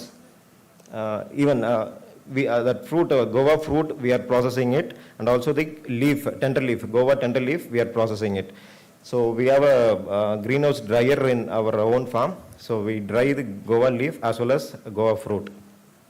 So these are all the two kind of packing. One is fruit powder, one is leaf powder. Leaf powder is mainly used for guava tea, for increasing immunity, vitamin C, antioxidant, best for weight loss and diabetics. Next, papaya. This is a border crop we have planted for half an acre. Next, this is paddy, 60 cents we are practicing it. Taktashali, Navara and Uma. Next. So the mango trees, we have some 5 to 10 trees. This is all used for domestic purpose. Next. This is a banana. Intercrop, அதாவது தென்னைக்குள்ள intercrop வாழைக்குள்ள ஜாதி, பாக்கு, கொய்யா. Next. This is during last harvest, red banana. This is arecanut. Next. This is ஜாதி, nutmeg. Next. So இது வந்து எங்களோட green house dryer. ஒரு 800 square ஃபீட்டில் இருக்குது. அரௌண்ட் 4 tons per day வந்து இங்கே ட்ரை பண்ண முடியும். ஸோ எல்லாமே இன் ஹவுஸிங்குள்ளே நம்மளுக்கு எண்ட் டு எண்ட், அதாவது சாயிலிருந்து ஸ்டார்ட் பண்ணி அக்ரிகல்ச்சர்லேருந்து ப்ராசஸிங், வேல்யூ அடிஷன், இந்த கான்செப்டில் தான் ஒர்க் பண்ணிட்டு இருக்கோம். இது எங்களோட value addition unit in our own farm. So we are converting our coconuts into coconut oil. This are all the traditional method of crushing coconut oil. Wood pressed system, மரச்செக்குன்னு சொல்லக்கூடிய ஒரு சிஸ்டம் இது. This are our products. One is coconut oil, ghee we are doing, curd, and the last one is millets and some jaggery powder. Total 18 products we are getting it from farmers and branding it in decent farms, which means it's all direct marketing. The concept is good agriculture practice, processing, value addition, direct marketing by educating people. These are local engagements with the Agri department. We have 2 clusters locally for BPKP and as well as PKVY. So we engage farmers for both theoretical and practical sessions. These are all agriculture department from our Perimati Panchayat. So they do visit our farm. Even we get our knowledge and information from departments regarding our farm promotions, etc. These are all our soil test report. Every 6 months we used to test our soil as well as that biodigester liquid. Next. Recently we have developed FBO, Farmer Producer Company. Individually தனிப்பட்ட முறையில் ஒரு விஷயம் பண்ணுறதுக்கு பதிலாக ஒரு team ஒர்க்கை எடுத்துகிட்டு போகணும் அப்படிங்கிற ஒரு ப்ராசஸ் தான் இந்த FBO கான்செப்ட். அது லோக்கல் இருக்கக்கூடிய ஃபார்மர்ஸ் மூலிமா கொப்ரா சோர்ஸ் பண்ணி, தேங்காயை சோர்ஸ் பண்ணி, அதை ட்ரை பண்ணி கொப்ராவை கன்வெர்ட் பண்ணி நாங்கள் இப்போ எக்ஸ்போர்ட்டும் இப்போ ஸ்டார்ட் பண்ணியிருக்கு லோக்கலாக. ஸோ இதெல்லாம் school students, college students and local இருக்கக்கூடிய யங்ஸ்டர்ஸ். ஸோ அவங்களையும் ஃபார்முக்கு வச்சு அங்கே நம்ம அக்ரிகல்ச்சரை பற்றி, ஃபார்மிங்கை பற்றி, சாயிலை பற்றி, ஃபார்மர்ஸோட இம்பார்ட்டன்ஸ் என்ன அப்படிங்கிறத பற்றி ஒரு அவேர்னஸ் செஷன்ஸ் வீக்லி அங்கே கிளாஸ் நடந்துகிட்ருக்கோம். Next. So those are all college students. Next. Patambi farmers from Manorai. These are all some recognitions we got it from this is Kerala ex-governor Sadasivamaya. This is Palakkad collector. These are all some articles from Kerala. This is our Agri Minister Prasad sir. This is regarding agri entrepreneurship. Next. This is about our takeaways from Israel. So Israel people before going to Israel. Israel போகிறக்கு முன்னாடி technology தான் பெருசுன்னு நினச்சிட்டு இருந்தோம். But அவங்களோட பெரிய process வந்து community farming, group farming, இந்த மாதிரி சிஸ்டம். ஸோ இது எல்லாமே அங்கே பண்ணக்கூடிய சிஸ்டம் தான் அது.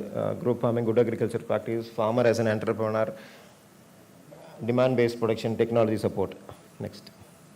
ஸோ இதெல்லாம் அங்கே இருக்கக்கூடிய சாயில். ஸோ எல்லா சாயிலும் சன்லைட்டுக்கு டேரெக்டாக எக்ஸ்போஸ் ஆகாத மாதிரியான ஒரு விஷயம் தான் நாங்கள் அங்கே பார்த்தது. Next mulching, cover crops, nitrogen fixation crops, conventional farming to conservational agriculture. Next.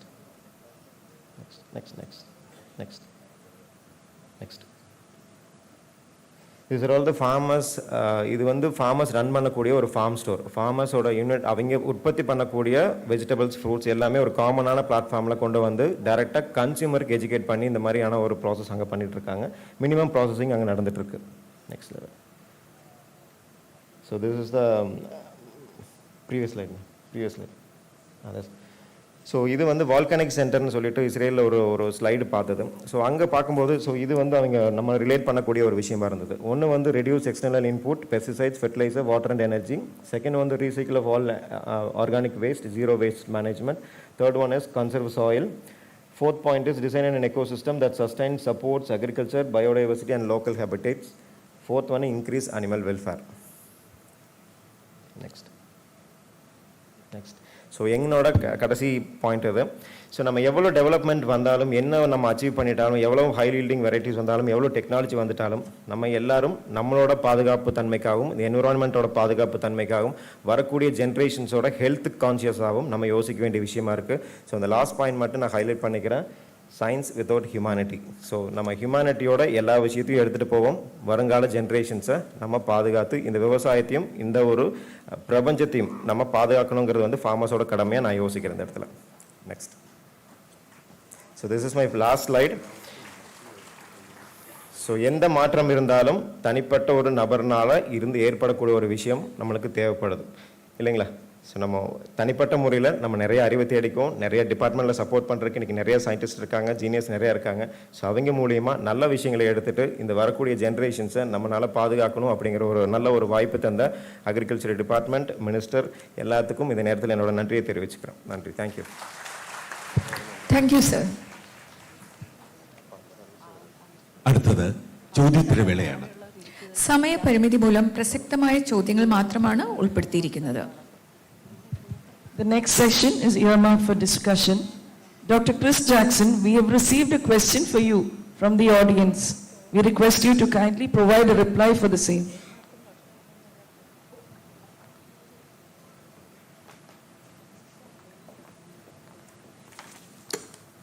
Okay.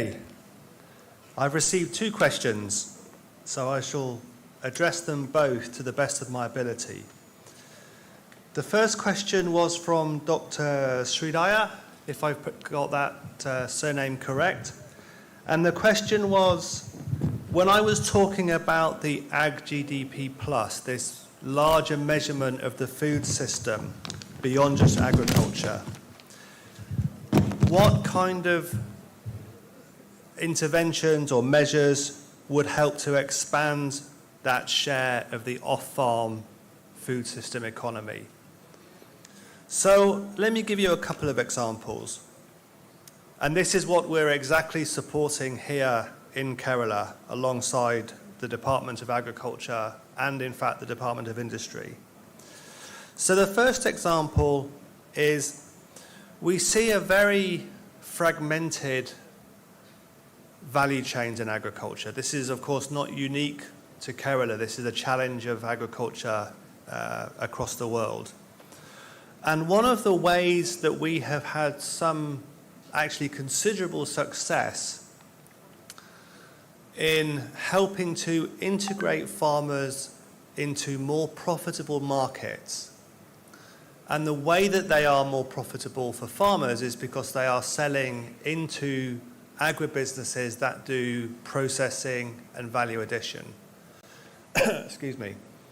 And some of those profits that agribusinesses generate from the processing and the value addition are shared backwards to farmers through more coordinated arrangements than currently exist. And these, they come under the general name of what we call productive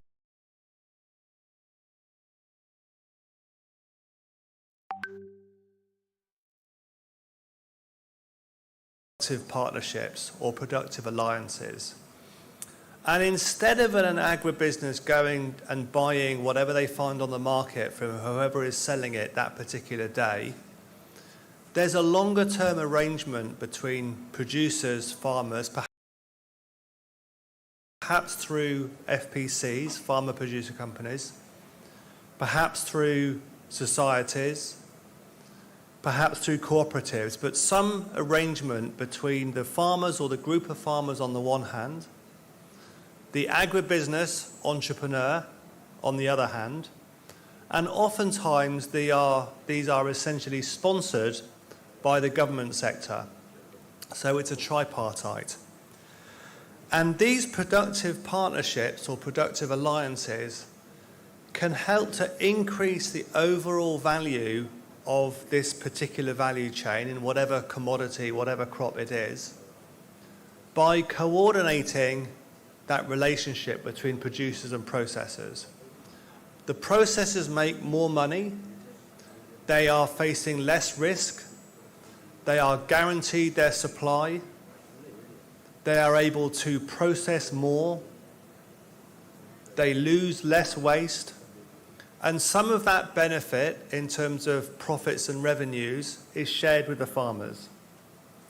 So this is a way of adding to the overall value of the processing sector and the value addition sector in a way that increases this GDP plus, this share of the off-farm, in this case it would be the manufacturing sector, but is clearly dependent on agriculture.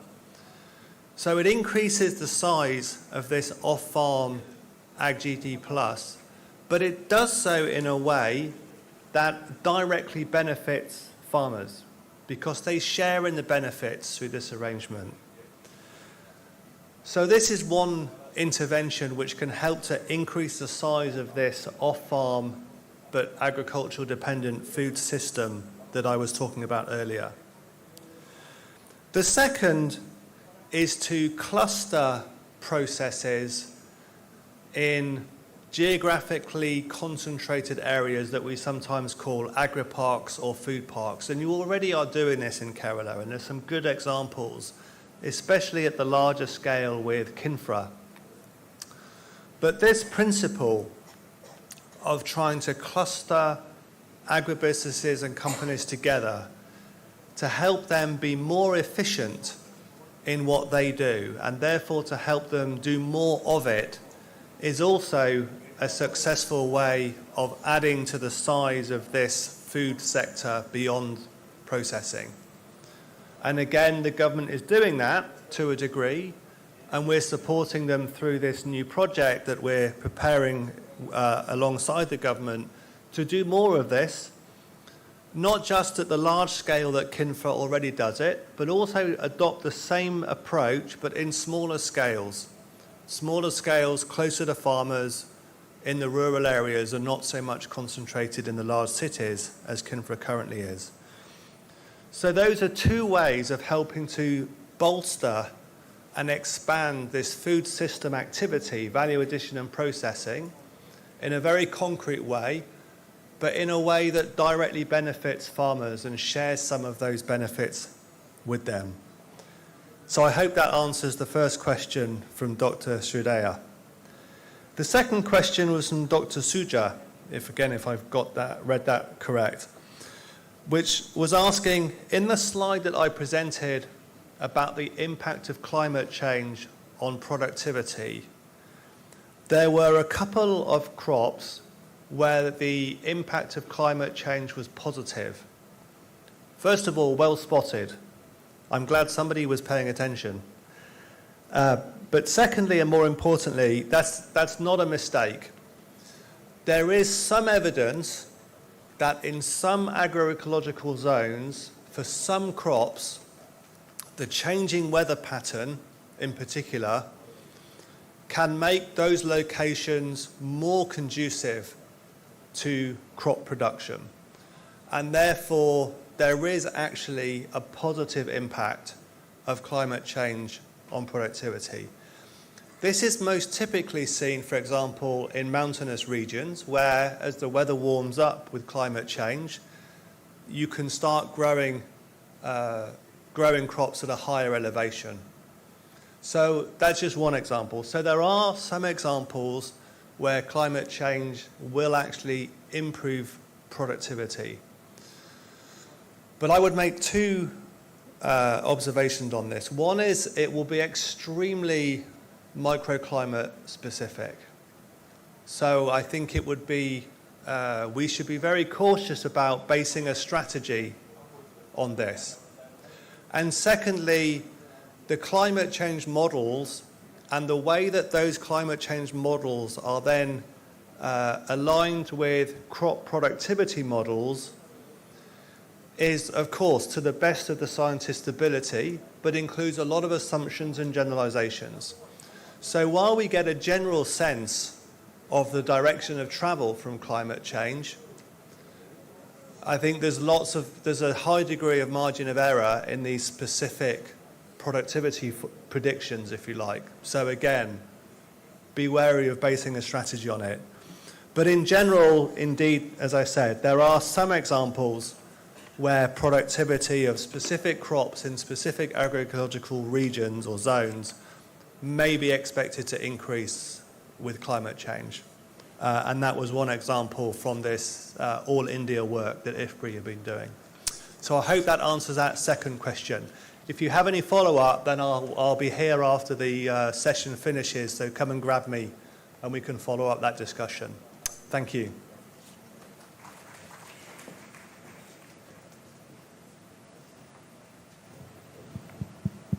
Thank you, sir. The next question is for Dr. Rajashekharan. We request sir to provide a reply for this question.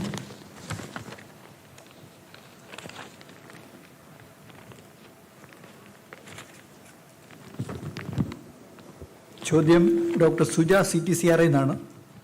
Chris പറഞ്ഞതുമായിട്ട് ബന്ധപ്പെടുത്തിയ ഒരു കാര്യമാണ്. കാലാവസ്ഥാ മാറ്റത്തെ അതിജീവിക്കുന്ന കാർഷിക പദ്ധതി, പ്രത്യേകിച്ച് വെള്ളപ്പൊക്കത്തെ അതിജീവിക്കുന്ന നവീന കാർഷിക കർമ്മ പദ്ധതിയെക്കുറിച്ചാണ് ചോദിച്ചിട്ടുള്ളത്.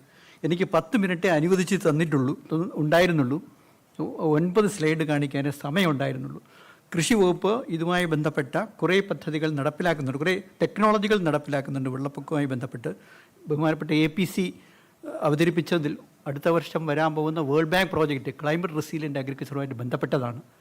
വലിയ ഒരു പദ്ധതിയും അതിൻ്റെ ചർച്ചകളും വരുന്ന മാസങ്ങളിലും അടുത്ത വർഷമൊക്കെ ഉണ്ടാവും. കാർഷിക സർവകലാശാലയും മറ്റ് ഗവേഷണ സ്ഥാപനങ്ങളും ഒരുപാട് ടെക്നോളജി ഡെവലപ്പ് ചെയ്തിട്ടുണ്ട്. ഇതിലൊരു കാര്യം ഞാൻ പറയാം. പാലക്കാട് ഉമ വെറൈറ്റിയേക്കാൾ കൂടുതൽ വെള്ളപ്പൊക്കത്തിൽ നിൽക്കുന്ന ഒരു വെറൈറ്റി പട്ടാമ്പിയിലെ കാർഷിക സർവകലാശാല വഴി സിഗപ്പി എന്നൊരു വെറൈറ്റി റിലീസ് ചെയ്തിട്ടുണ്ട്, കൊണ്ടുവന്നിട്ടുണ്ട്. റിലീസ് ചെയ്തതല്ല, തമിഴ്നാട് വെറൈറ്റിയാണ്. അതിൻ്റെ സ്റ്റഡി നടത്തിയിട്ട് ആലത്തൂരിൽ അത് കൃഷി ചെയ്തിട്ടുണ്ട്. അത് ഉമയേക്കാൾ കൂടുതൽ ദിവസം വെള്ളപ്പൊക്കം വന്നാലും വെള്ളത്തിന് നിലനിൽക്കുന്ന വെറൈറ്റിയാണ്, മറിഞ്ഞു വീഴില്ല. അതുപോലെ ഒരുപാട് വെറൈറ്റീസും ടെക്നോളജീസ് ഉണ്ടാക്കിയിട്ടുണ്ട്. ഇനി കൂടുതലും അടുത്ത വേൾഡ് ബാങ്ക് പദ്ധതിയിൽ ഇത്തരം കാര്യം വരുന്നത് കൊണ്ടാണ് ഇത് ഞാൻ പറയാതെ പോയത്. Thank you very much.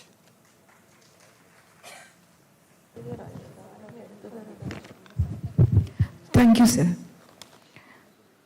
ഉപസംഹാര പ്രസംഗത്തിനായി ബഹുമാനപ്പെട്ട കൃഷി വകുപ്പ് മന്ത്രി ശ്രീ P. പ്രസാദ് അവർകളെ സ്നേഹപൂർവ്വം ക്ഷണിക്കുന്നു.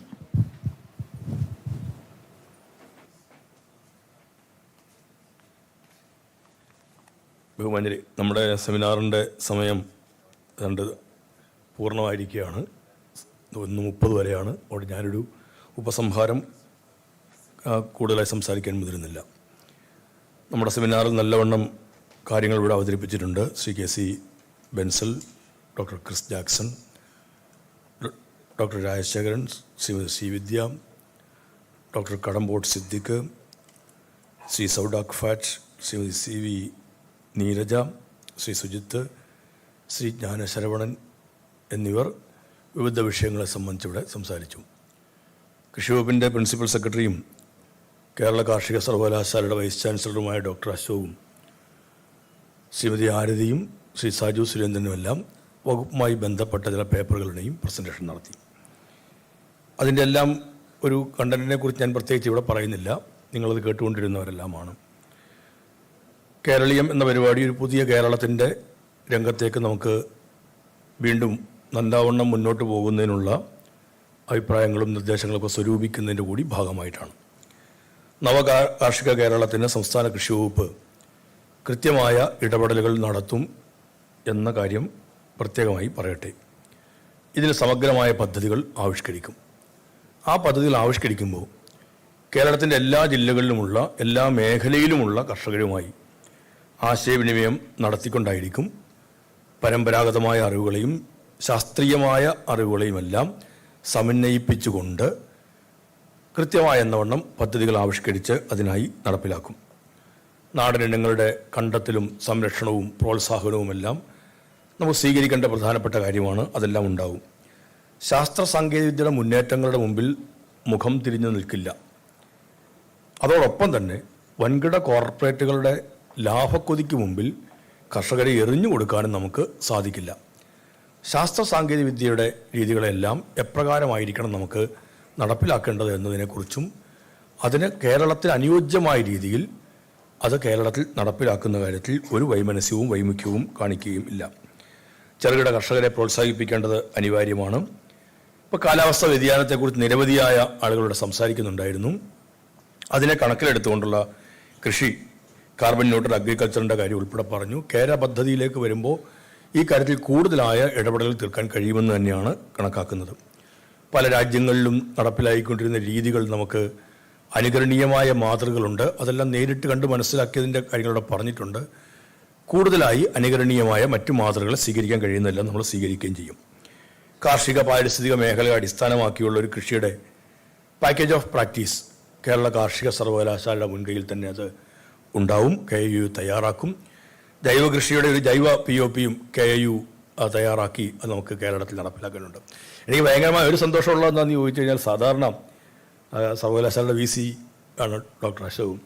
നമ്മുടെ സർവകലാശാലയെക്കുറിച്ച് വലിയ കാര്യത്തിൽ ഇവിടെ എല്ലാം പുറമേ എല്ലാം വന്ന് പലരും പറയുന്നതെല്ലാം സർവകലാശാല എന്തോ പുറകോട്ട് എന്നൊക്കെയുള്ള വാദഗതികൾ കേൾക്കാറുണ്ട്. അതൊക്കെ പറയുന്നതിന് വലിയ പ്രചരണവും പലപ്പോഴും ലഭിക്കാറുണ്ട് പലർക്കും. വെസ്റ്റേൺ ഓസ്ട്രേലിയയിലെ അഗ്രികൾച്ചർ യൂണിവേഴ്സിറ്റിയിൽ വർക്ക് ചെയ്യുന്ന ഡോക്ടർ കടമ്പോട്ട് സിദ്ദിഖും ശ്രീമതി CN നീരജയുമെല്ലാം കേരള കാർഷിക സർവകലാശാലയെക്കുറിച്ച് പറയുന്ന നല്ല വാക്കുകൾക്ക് പ്രത്യേകമായി ഞാൻ ഒരു ചാൻസലർ എന്നുള്ള നിലയിൽ കൂടി നന്ദി രേഖപ്പെടുത്തുകയാണ്. നമ്മുടെ സർവകലാശാല, നമ്മുടെ കാർഷിക സർവകലാശാല കൈവരിച്ച നേട്ടങ്ങൾ വളരെ വളരെ വളരെ വലുതാണ്. ഇവിടെ ശ്രീമതി നീരജ സൂചിപ്പിച്ച ഉണ്ടല്ലോ, നമ്മുടെ നെല്ലിനങ്ങളുടെ കാര്യത്തിൽ കേരളത്തിൻ്റെ നെൽകൃഷിക്ക് ഇത്രമേൽ സഹായം ചെയ്ത നമ്മുടെ സർവകലാശാലയെ നമുക്ക് ഒരു കാരണവശാലും വിസ്മരിക്കാൻ കഴിയുന്നതല്ല. നമ്മുടെ ഉമയും നമ്മുടെ മനിരത്നയും പണ്ടോട്ടം പോയാൽ ത്രിവേണി, ജ്യോതി, ഒരുപാട് നെല്ലിനങ്ങളുടെ കാര്യത്തിനകത്ത് കേരളത്തിൻ്റെ കാലാവസ്ഥയെയും കേരളത്തിൻ്റെ പ്രകൃതി, കേരളത്തിൻ്റെ മണ്ണ് ഇതെല്ലാം കണക്കിലെടുത്തുകൊണ്ടുള്ള നിരവധിയായ ഇനങ്ങൾ വികസിപ്പിച്ചെടുത്ത സർവകലാശാല നമ്മുടെ കേരള കാർഷിക സർവകലാശാലയാണ്. കാർഷിക സർവകലാശാല നമ്മുടെ ഒരു അഭിമാന സ്ഥാപനം തന്നെയാണ്. അത് അവിടെ ഇപ്പോഴും വിവിധ ഇനങ്ങളുമായി ബന്ധപ്പെട്ട ഗവേഷണങ്ങൾ നടത്തുന്നുണ്ട്. കൂടുതലായി അതിനെ ജനങ്ങളിലേക്ക് എത്തിക്കുന്നതിനുള്ള നിരവധിയായ പരിപാടികൾ ആവിഷ്കരിച്ച് നടപ്പിലാക്കുന്നുണ്ട്. അതിന് കൂടുതൽ കർഷകരെ സർവകലാശാലയുമായി ബന്ധിപ്പിച്ച് മുമ്പോട്ട് നീങ്ങുന്നതിനുള്ള പരിപാടികൾ ഉണ്ടാവും. തെങ്ങിൻ്റെ കാര്യത്തെക്കുറിച്ച് നമുക്കൊരു പ്രത്യേകമായ രീതി കണക്കിലെടുക്കേണ്ടതുണ്ട്. കേരളത്തിൽ അത് പറയുന്ന അവസരത്തിൽ ജ്ഞാനശരവണൻ പറഞ്ഞപ്പോൾ ജ്ഞാനശരവണൻ്റെ തെങ്ങിന് ജ്ഞാനശരവണന് കിട്ടുന്ന കായ്ഫലത്തിൻ്റെ കാര്യം ഇവിടെ പറഞ്ഞു. 110, 1 ടൺ 120 എന്നാണ് പറഞ്ഞത്. ചില സീസണിൽ 150 വരെ പോകും. ഞാൻ കഴിഞ്ഞ ദിവസം കുറ്റ്യാടിയിലുണ്ടായിരുന്നു.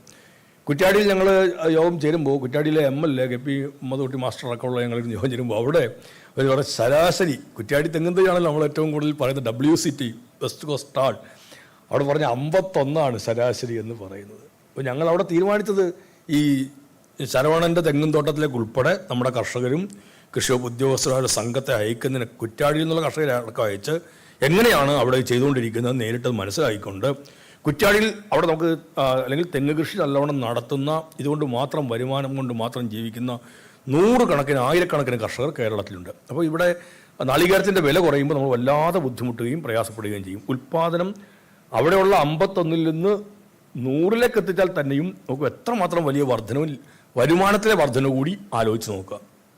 നമുക്ക് വളരെ അത്യാവശ്യമായി ചെയ്യേണ്ട ഇത്തരം കുറച്ച് കാര്യങ്ങളുണ്ട്. കേരളത്തിൽ തന്നെയുള്ള മോഡലുകൾ നമ്മുടെ മുമ്പിലുണ്ട്. ഇതിനെല്ലാം അടിസ്ഥാനപ്പെടുത്തിക്കൊണ്ട് ഓരോ മേഖലയുമായിട്ട് ബന്ധപ്പെടുത്തി ചെയ്യേണ്ടുന്ന അടിയന്തരമായി ചെയ്യേണ്ടുന്ന കാര്യങ്ങൾ അടിയന്തരമായി ചെയ്യുന്നതിനുള്ള നടപടികൾ സ്വീകരിക്കും. ഉയർന്നു വന്ന എല്ലാ വന്ന വിഷയങ്ങളുമായി ബന്ധപ്പെട്ട് ഒരു കമൻറ്റ് ഇതിൻ്റെ ഒരു ഭാഗമായി ഞാൻ പറയുന്നില്ല. ഡോക്ടർ എം എസ് സ്വാമിനാഥൻ്റെ ഗ്രീൻ റവല്യൂഷനോട് മെൻഷൻ ചെയ്യുകയുണ്ടായി. ഡോക്ടർ എം എസ് സ്വാമിനാഥൻ തന്നെ വീണ്ടും പറഞ്ഞതൊരു ഇനി പോകേണ്ടത് നമ്മുടെ രാജ്യം പോകേണ്ടത് നമ്മുടെ നാട് പോകേണ്ടത് ഒരു എവർ ഗ്രീൻ റവല്യൂഷനിലേക്കാണ് എന്നാണ്. ഒരു നിത്യഹരിത വിപ്ലവം. നിത്യഹരിത വിപ്ലവം അവിടെ ഏറ്റവും പ്രധാനപ്പെട്ട കേന്ദ്രബിന്ദു ആകുന്നത് നമ്മുടെ എൻവയൺമെൻറ്റാണ്. നമ്മുടെ പരിസ്ഥിതിയെ കണക്കിലെടുത്തുകൊണ്ടുള്ള ഒരു കാർഷിക പ്രവർത്തനത്തെയാണ് ഡോക്ടർ എം എസ് സ്വാമിനാഥൻ തന്നെ എവർഗ്രീൻ റവല്യൂഷൻ എന്ന് വിശേഷിപ്പിച്ചത്. തീർച്ചയായിട്ടും നമ്മുടെ പ്രകൃതിയെയും മനുഷ്യനെയും മനുഷ്യരുടെ എല്ലാ ജീവജാലങ്ങളെയും കണക്കിലെടുത്തുകൊണ്ടുള്ള മനുഷ്യനും പ്രകൃതിയും കേന്ദ്രബിന്ദുവാകുന്ന ഒരു വികസനമാണ് കേരളത്തിന് എപ്പോഴും അഭികാമ്യം ആവുക. അല്ലാതെയുള്ള വികസന രീതികൾ നമുക്ക് നാടിന് ദുരിതങ്ങളും ദുരന്തങ്ങളും സമ്മാനിക്കുന്ന തരത്തിലേക്ക് എത്തുകയും ചെയ്യും. അതുകൊണ്ട് നമുക്ക് നമ്മുടെ മുമ്പിൽ തന്നെ ഒരുപാട് ബദലുകളുണ്ട്.